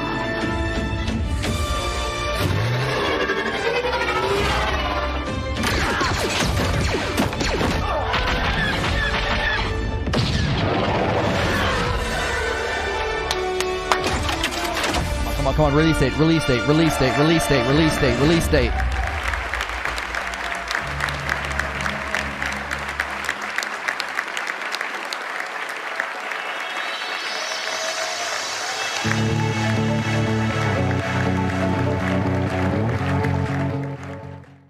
I don't know what chat was on. Some of y'all are on some kind of dumb bonehead tiny PP wavelength, bro. That game looked sick. That game looks sick. You're like, oh, cringe dialogue. I don't want to play as a girl. She didn't say anything any different than when Cal Kestis self-narrates in Fallen Order. Seriously. You know what I'm saying? They didn't do anything with that dialogue that I've not heard 100 times in Fallen Order or in Jedi Survivor. It was the same type of self-narration, talking to your little buddy, but we got to see so much gameplay. We saw stealth gameplay, we saw hand-to-hand, we saw shootouts, we saw different weapons, we saw riding around on a vehicle, we saw obvious narration beats and cool story beats, we saw space combat, we saw actual hyperdrive space travel. Get the frick out of here. That was everything I would want from a Star Wars game, bro. Get all the way out of here. That was excellent. That was excellent. I don't see a single problem with that trailer. Nothing wrong. Yes, it was 30 FPS. That's always the case with these trailers. They almost always broadcast, and they almost always upload and show trailers it's at 30 FPS. I want to watch Avatar, and I want to watch the Star Wars game not through a live stream. The compression absolutely killed this showcase for me. The compression was freaking terrible. I couldn't see the games half the time. It was like blurry. I'm really, really hoping that they have those trailers uploaded at 4K and ready to go. I really, really hope so. Yep, right now, 12 minutes ago. Here's the walkthrough trailer of Mirage. Here's the walkthrough trailer of Outlaws. Let's check out... what was the other one we wanted to see? I don't really care about the crew. And... open world premiere trailer. Yeah, the problem with Avatar is it's like sometimes they were showing gameplay and sometimes they weren't showing gameplay. Okay. Let's get this ready to go. All right, let's check this out. I want to see this. This is probably going to look so much better. Yeah, this is the Star Wars one. Let me skip ahead. Let's skip ahead to the gameplay. All right, here we go. I think she looks so good for being in-engine. Oh, it looks so clean, dude. Oh, look at the frame rate. Come on, baby. Come on, baby. Look at that frame rate. That's 60. That's 60, dude. Laugh at Massive, laugh at them. I effing told you they'd bring the heat. Thank you, Creature, for 26 months. This looks so crisp. This looks so crisp and clean. I told you that freaking live stream was just jacking everything up. This is a night and day difference. Look at this. Look at the difference between what we saw during the stream and look at this now. It's like a different game. So stupid. Somebody's got to teach Ubisoft about bitrate, bro. Teach them about bitrate. This looks like a completely different game now. Such a better frame rate. Look at the lighting. Look at the textures. It all looks fantastic now. Oh, this looks so good, bro.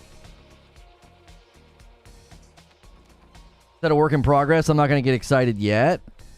No. The work in progress was saying that the quality was not indicative of the final product. What they're saying is it'll look better at launch. They weren't saying work in progress like we're tricking you. They were saying this is not indicative of the final product.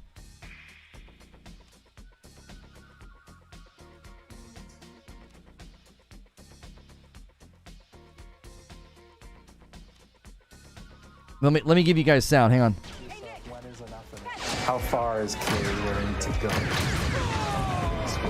Those are questions you can ask through the whole story. We work with Lucas from every step of it. The sound? Bro, the sound of all the different blasters. Listen to this thing right here she picks up.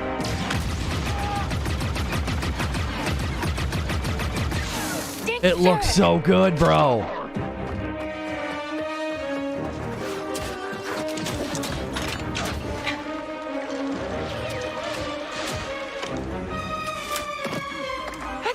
Pretty well, right?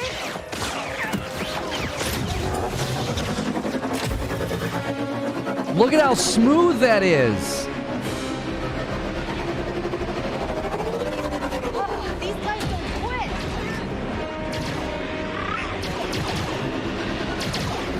Hang on.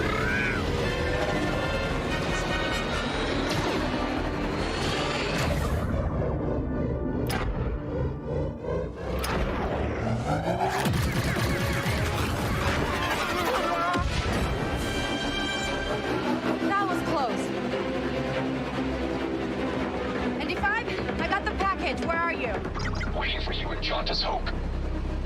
Were you seen? I said I got it. What else matters? Should I assume we won't be working for the Pikes anytime soon? Well, they'll probably forgive me. Comforting. Yeah, I really want an Uncharted at this quality. I would love to see an Uncharted at this level of quality and frames per second. I'd frickin' love that.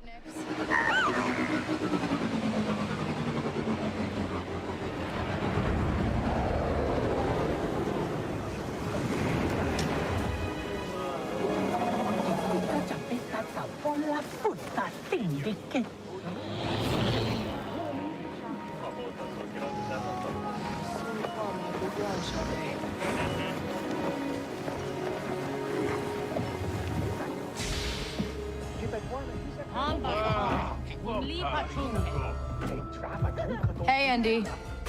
You're late, Kay. Doc is waiting. What? Are you worried? No. Okay.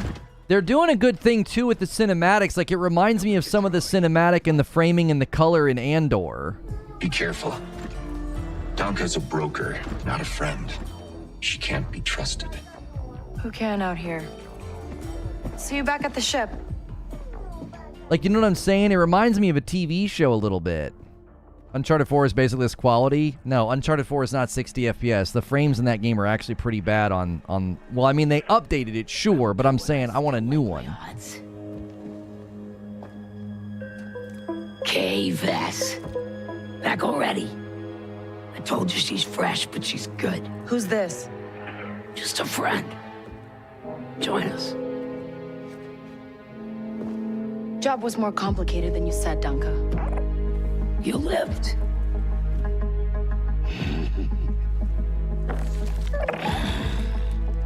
Hey, these aren't toys. They're investments.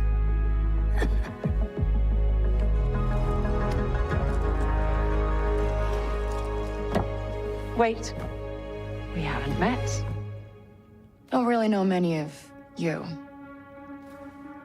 Stealing illegal contraband, running with syndicates. I could say you're a threat to the Empire. They're doing really good in-engine and motion capture. It reminds me a little bit of Days Gone. Like her face. Thanks, but I'm smart enough to get myself out of trouble. You pay the tax just like everyone else. Whoa, kid, let's just relax. You won't make it off to Shara alive. Maybe.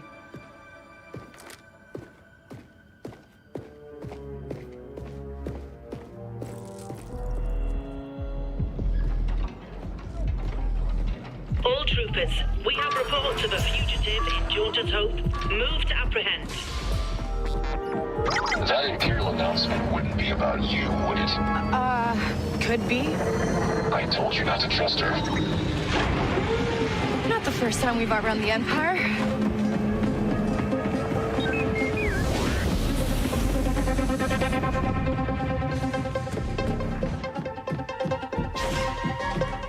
We need to leave. Yeah, no kidding.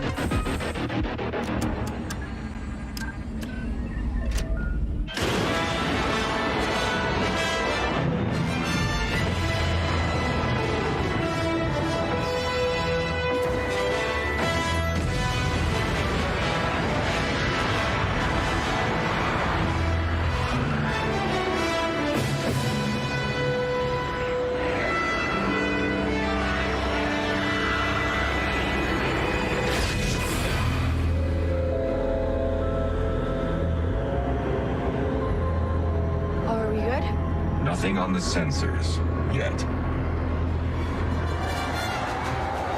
Anybody on the sensors now? TIE fighters on us. Got one. I feel inclined to remind you that we should shake the Empire quickly. Gosh, this looks so good.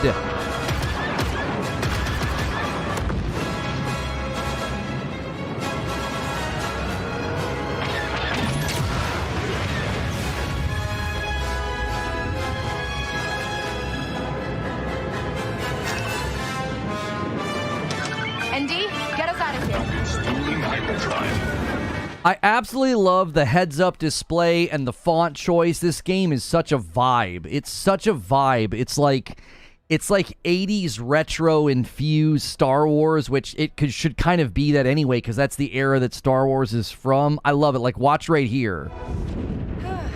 We made it. See what I'm talking about? This game has like a vibe to it, like the UI, the font choice, everything. It's so good.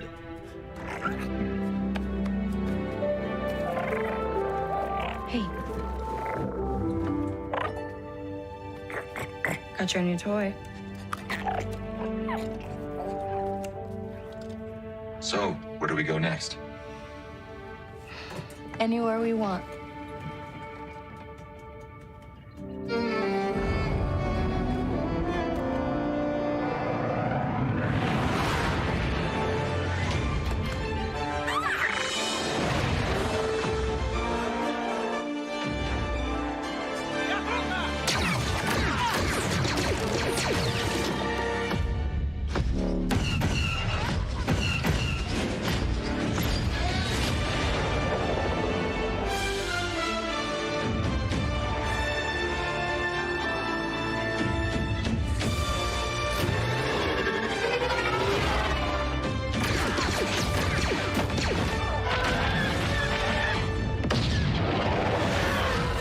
Star Wars Outlaws, coming 2024. Looks so good. All right, let's see if Assassin's Creed looks any better. I have my suspicions that it won't.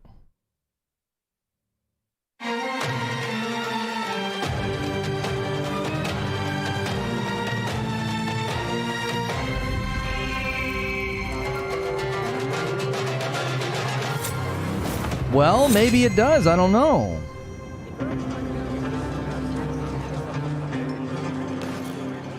.30 FPS.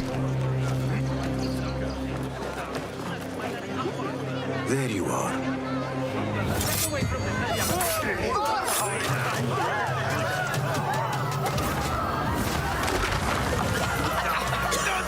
All right, so the graphics are definitely better. I think it's got a bit more of a crisp, textured feel than we originally thought. Like, that frickin' stream was so dadgum bad, but this is definitely 30 FPS. So this is a 4K 30 showcase. That's totally fine, as long as you let me do a 1440-60. As long as you let me do a 1440-60, I'll be good with that. Looks lower than 30. Yeah, it seems a little janky. Which is a little worrisome. It does look better graphically, but the frames per second it's pretty rough.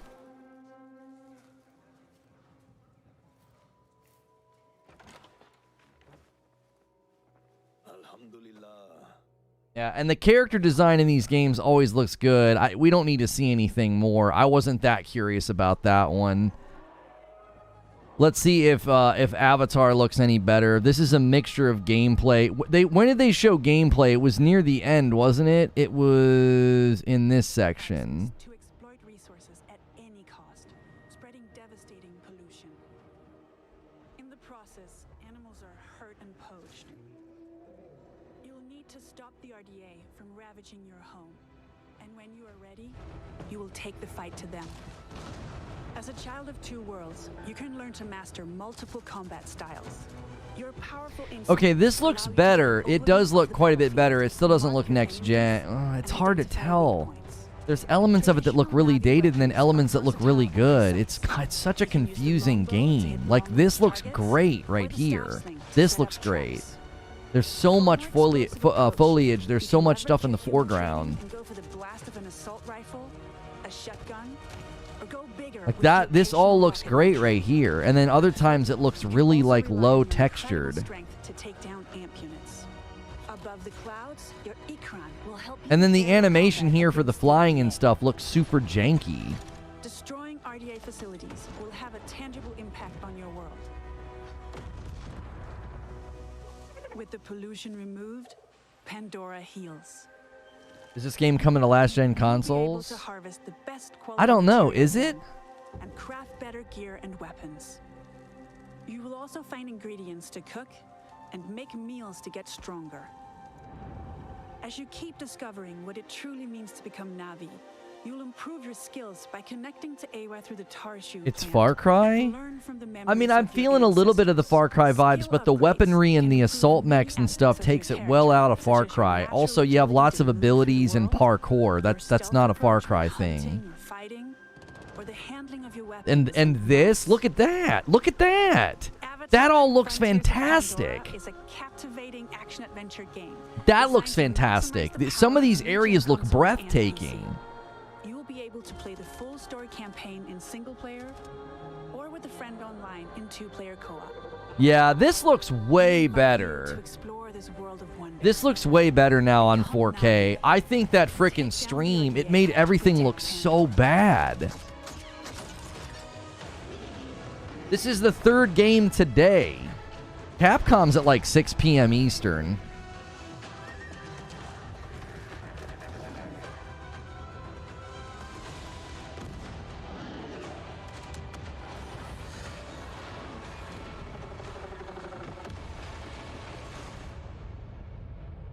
Yeah, I think they jacked it up with that stream. Whoever, their bitrate was set just in the frickin' toilet, bro. Like, come on. That's 3 trailers.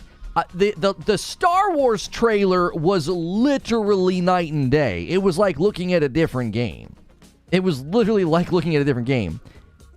Might be a mix of alpha and new build gameplay. Someone made a mistake. Yeah, I think Mirage and Avatar and Star Wars Outlaws all look so much better if you go and watch the actual source trailers. That frickin' stream's quality was dadgum awful. It really was. They should have been... I stream at a 7,500 bit rate. I swear to frick they were streaming at like a 5,000. It was really bad.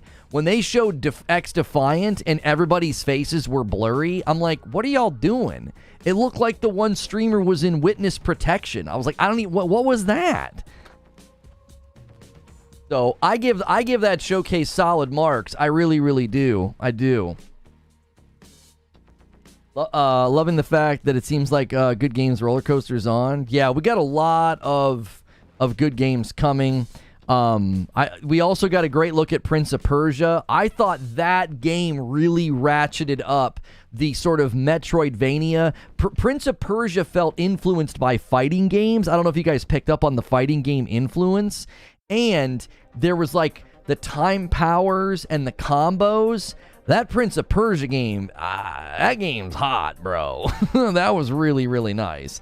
The only frustrating thing about that showcase is they stopped showing the gameplay so many times. They kept showing the guy talking, which was incredibly stupid. Production, I don't know what they were thinking. I don't understand the production crews on these streams sometimes. They don't understand what bitrate they should be streaming at, and they don't understand that, like, when someone's on stage talking about a game like that, just show the dadgum game. We don't need to see the guy talking. His face isn't adding anything to the experience. So, yeah, the Assassin's Creed VR trailer was really disappointing. I know Meta paid for it, but it feels like Meta wanted too much attention on them. It felt like more like a commercial for Meta. It was all cinematic. They showed the guy in his living room. Like, Snowdrop is a top 5 engine. Yeah, I think Snowdrop really showed itself to be an impressive engine today. I do. We saw it used in Avatar. We saw it used in Star Wars Outlaws. It's used in The Division. I think it's a solid engine. Yeah. So, I think they did a good job. I just feel like they totally shortchanged the stream by having the bitrate set too low. It made all those games look so blurry. So blurry. I couldn't believe the difference in Star Wars Outlaws. You guys need to watch that later on your own screen, on your own device. Up it all the way to 4K. You're going to be blown away. I was shocked at the difference. It literally looked like a different game. It looked like the first trailer was like watching it on a PlayStation 4, and then the real trailer was like watching it on a PS5. Like, it looked so good. That was the new Snowdrop. 100% meta commercial. That's exactly what it is. I'm very worried about that game. Yeah, Star Wars was on Snowdrop because the trailer, I believe, doesn't the trailer start and say Snowdrop, like, right at the beginning? I thought that it did. The Peggy 16. I thought they put Snowdrop up on the screen before the trailer started in the... I'm pretty sure they did. I'm pretty sure. And they're running it in, like, the ultra-wide. See how it's ultra-wide? Look how wide that frickin' trailer is. Did you guys pick up on that? You see the bars on the top and bottom? This game feels super cinematic. Like, even the cutscenes and stuff, it felt like it reminded me of Andor. Like, the lighting and the framing. I was like, this looks great. This looks like a TV show. I couldn't believe the micro-peens in chat that were like, I have to play as that girl. Like, what the frick is the matter with you? Jiminy Christmas. Nobody complained that they couldn't have, I want to make my own character in Jedi Fallen Order. It's a compelling story because it's an existing character. Like, those are more interesting stories sometimes. Who cares about a story when you can make the character look like a crazy person or look like the Joker? Who cares about that?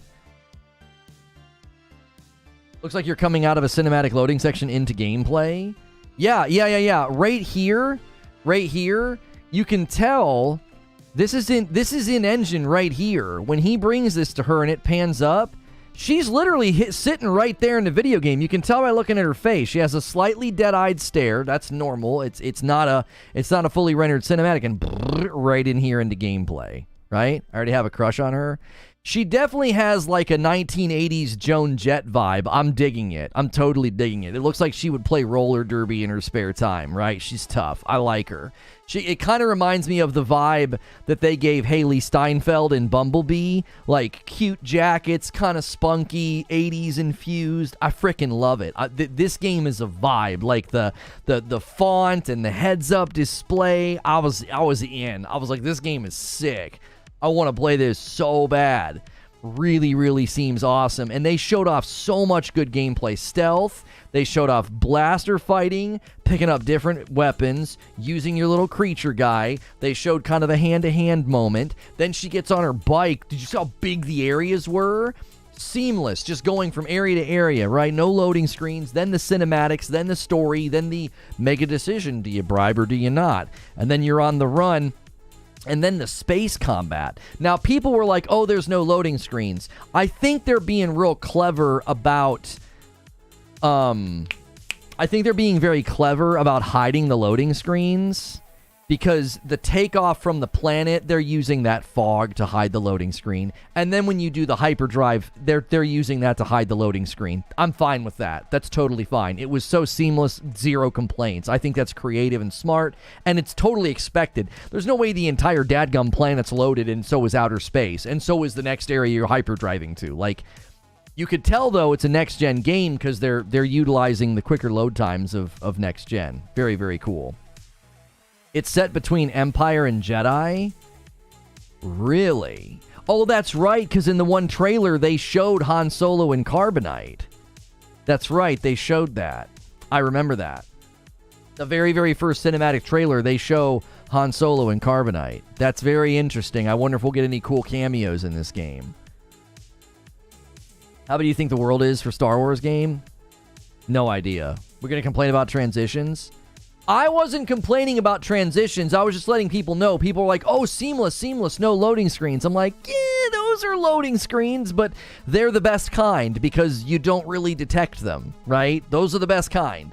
You can barely tell it's happening. So I thought this and Mirage and Avatar all looked very good. I think in that order. Like, I think Star Wars Outlaws looked the best in my opinion. My only concern about AC Mirage is... Can I get a frickin' performance mode, right? Can I get a performance mode?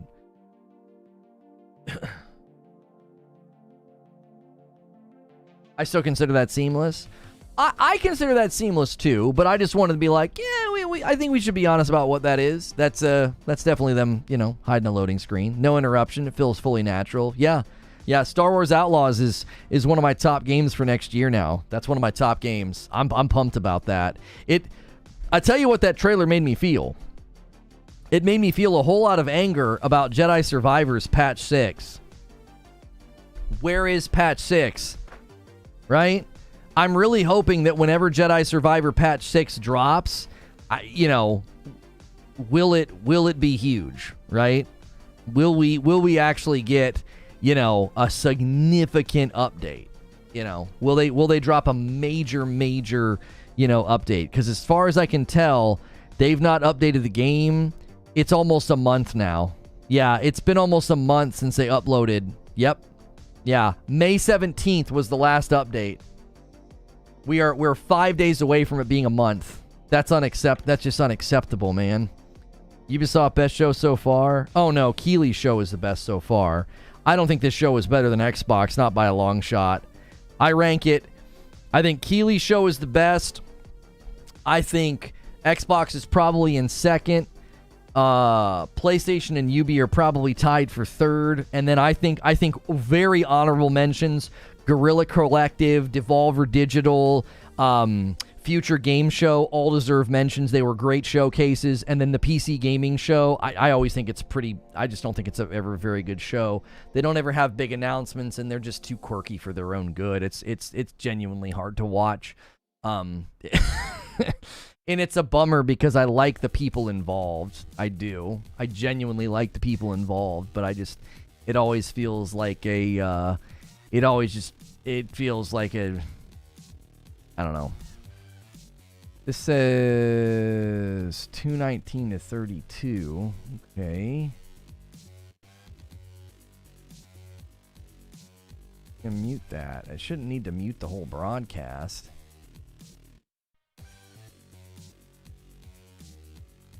If Outlaws is an interactive movie game, then I guess some of my favorite action games of all time are just that. Can we stop being so reductive? Anybody calling Star Wars Outlaws just an interactive movie game, there's just no point in listening to them. There just isn't. All they're trying to do, I'll tell you what's going on, right? I'll tell you what's going on. I think there are people that have run that absolute BS narrative against PlayStation for such a long time that the minute a game like Star Wars Outlaws shows up, they can't praise it. They can't. Because they sense the hypocrisy. They can't praise it. They sense the hypocrisy. If they praise Star Wars Outlaws, they're getting caught in a quagmire. It's like, well, wait a minute. You're praising a game that has all the markings of an Uncharted. It has all the markings of a game that does a lot what the PlayStation games does. See what I'm saying? I genuinely think people have run that stupid BS narrative for such a long time that the minute they see a game like Star Wars Outlaws, they're like, oh, yeah, it's just an interactive movie game where you don't get to press anything other than the X button, and then it goes to a cutscene, and that's just a lie. They're just lying. Like, that's not. If you watch those gameplay show-offs that we saw today, and you add up all of the gameplay moments, and then you add up the cinematic moments where you're in dialogue, gameplay is the vast majority. But liars have a hard time with basic math. They're too busy grinding their axe. It's really difficult for them to count because they can't see their fingers. They're firmly wrapped around their axe grinding. It's like, if you let go of the axe and you could use your fingers to do some simple addition, you'd clearly see that there was way more gameplay than cinematics or dialogue. So, that's what I think is going on. This sounds like you're talking about Xbox guys. I don't care who you think I'm talking about. I genuinely think that that's what's going on. I think people see a game like Star Wars Outlaws and they're like, well, if I praise this, I'm going to be caught in a contradiction because it does have all the hallmarks of something that PlayStation 5, the PlayStation platform, is known for. And if I get caught praising this or saying how good it is, I'm going to be praising a quote-unquote movie game. And when you're used to simplistic and tribalistic reductionism, it's very difficult to get out of that lane. You know, you can join the rest of us in the sun and just enjoy video games in general and quit all the nonsense brand loyalty, but, you know, I think that's difficult. I think too many years have been spent grinding these axes. I have to use my toes and my fingers for simple math. That's right, Fin Freak. I'm dead serious. I think people have spent way too long grinding stupid brand loyalty axes. You've made it impossible for yourself to get excited. Like, look at how many games have been announced. How many showcases, how many game trailers, how many gameplay world premieres, how many breakdowns, how many deep dives, how many interviews, how many actual showcases of genuine gameplay with release dates, just page upon page upon page of announcements, and some of you guys are just lips stuck out, stuck in the mud, no game's good, I don't want to play as a woman, or I don't want to play a game where there's cinematics. I literally think people have devolved into video game hating grifters where they hang out on Twitter and YouTube streams and Reddit and forums just waiting to crap on something. It's a choice. It's a choice. Yeah, this is literally, I tracked every showcase, every announcement. Like, it's countless. It's page after page of video games. You can't find anything, right? Starting with the Guerrilla Collective. None of this isn't even including The PlayStation Showcase. I didn't do this for the PlayStation Showcase. You can't find anything to get excited about? To be happy about? There's nothing for you? No games out there? Nothing worth playing? That one's kind of faded. The marker was running out of ink. This is double-sided. And then this was Devolver. That was just the weak little 4 one. Or no, that wasn't Devolver. That was the end of PC gaming.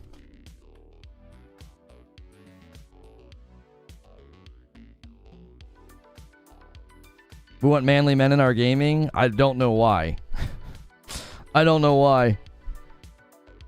I have more... This is probably, in my opinion, this stack of paper, and the more I look through it, I have more games to be excited about. I have more games to look forward to this year than I probably ever have. This has probably been the strongest summer we've had in a very long time. I think this has been one of the strongest summers. It's honestly not over, because Capcom is tonight. And apparently, there's the Annapurna, whatever the frick event. That's at the end. That's at the end of this month, like June something.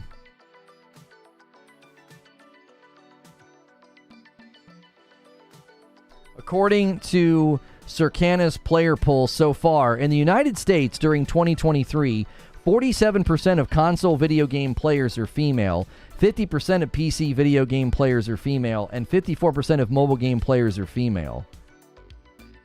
And you guys get upset about a female protagonist. Half the dadgum player base in the United States is female.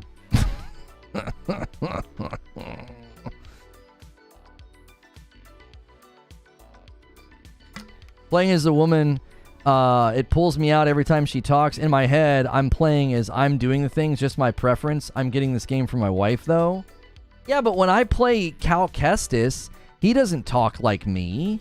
What if you play a game and the guy has an accent? That doesn't sound like me. Like Basim in Assassin's Creed, he doesn't sound like me. When I play as Peter Parker or Miles Morales, they don't sound like me. They sound like teenage dudes, right? Like what do you want every game to do voice modulation so they can sound like you? Come on.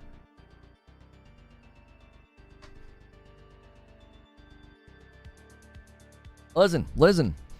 I'm just trying to encourage some of y'all to have some perspective. Thank you for another gifted membership, DK Bager. We already had the 25 goal hit, and I gifted 5. We're not hitting 50. That's okay. That's okay. Don't worry about that, DK. I'm just telling you, have some perspective. Have some perspective. There's a lot coming. There's got to be something out there that you can enjoy. Got to be a handful of games. It doesn't have to sound like you, but it's easier to link with. Come on. Why do I need to link with a character that isn't me, though? It's not an RPG where I created the character. It's not. I don't understand. I am not on that set of train tracks. When I play as Aloy, when I play as Lara Croft, when I play as whatever her name is in Star Wars Outlaws, I just am enjoying the game and the character. I like hearing what they think. I like hearing their motivations. I think it's interesting. I don't need it to be a dude. Like, is it that hard for you to sympathize and empathize with somebody because they have a female voice? My gosh, what are you going to do in a relationship when the woman starts talking? I'm sorry, can you lower your voice? I can't really connect with you emotionally. I can't empathize or sympathize because you sound a little too womanish. Could you bring it down a little bit? Could you add some gruff? You know? Could you call me Bub? Could you talk like Duke Nukem? I'm having a hard time here. Like, Jiminy Christmas. No Face Lord with a $5 super chat tip. Maybe because I'm black, but playing people I can't 100% relate with or self-insert myself has been the entire media-consuming life ever since I was a wee baby. I mean, I don't know. I liked playing as Bayek, and I'm not an Egyptian man. I liked playing as Miles Morales, and I'm not a black dude from the Bronx, right? Or no, he's in Harlem, isn't he? Come on. Like, I'm not a black dude from Harlem. Like, come on. I actually enjoy that. I enjoy playing as different types of people because then it's cool to, like, that was my favorite thing about Bayek is, like, I'm a dad. I can relate to this guy wanting to set things aright as a dad, right? I liked Miles. I liked the vibe of his game felt so much different than Peter. The music was different. The way that he fought was different. The way that he talked and the way that he was motivated was different. You know, lost his dad. Like, I don't know, man. I think everybody approaches games differently. He's from Brooklyn. I thought you start the game in Harlem. Oh, he's in Harlem, but he's from Brooklyn. Sorry. That's why I was thinking Bronx. Bronx, Brooklyn. I always get those two jacked up because of the movie Bronx Tale. The point is, I don't know. I like it. I like playing as all the different characters. I think it's interesting because, I don't know, you get to connect with a completely different story. I couldn't connect with Cal Kestis because I don't have red hair.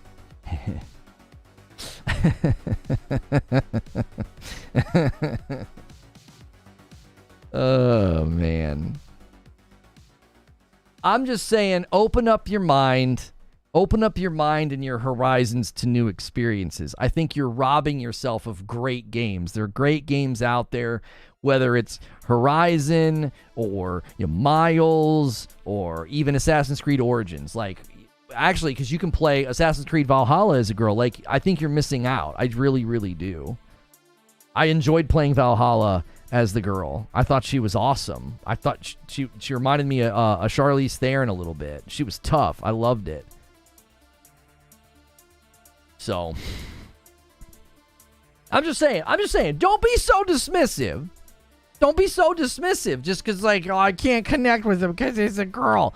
It's Star Wars. How are you connecting with somebody in another universe who's basically a smuggler running from bounty hunters? How the frick are you even sympathizing and connecting with that anyway? It's fantasy sci-fi western. Like, what? Like, you're never gonna be in that world or that life, bro. I really can't connect with this superhero with superhuman spider strength and his ability to fight crime as a teenager because, he doesn't look or sound like me. Like, huh? What are you talking about? See reply above. I can easily relate to being a dude from a foreign land. I can't suddenly become a woman. It has nothing to do with wokeness. But what do you mean? You're not a dude from a foreign land. You have no idea what it's like to be an Egyptian man. I don't know what it's like to be an Egyptian man. I don't know what it's like to be a black young man in New York. I don't know what it's like to be Lara Croft or Aloy. Like, Aloy is literally in the future. The world has destroyed itself with technology. She's an outcast clone. And you're like, I could vibe, with being an outcast clone from the future where technology's destroyed the earth a little bit better if it was a dude. That doesn't make any sense. It doesn't make any sense, bro.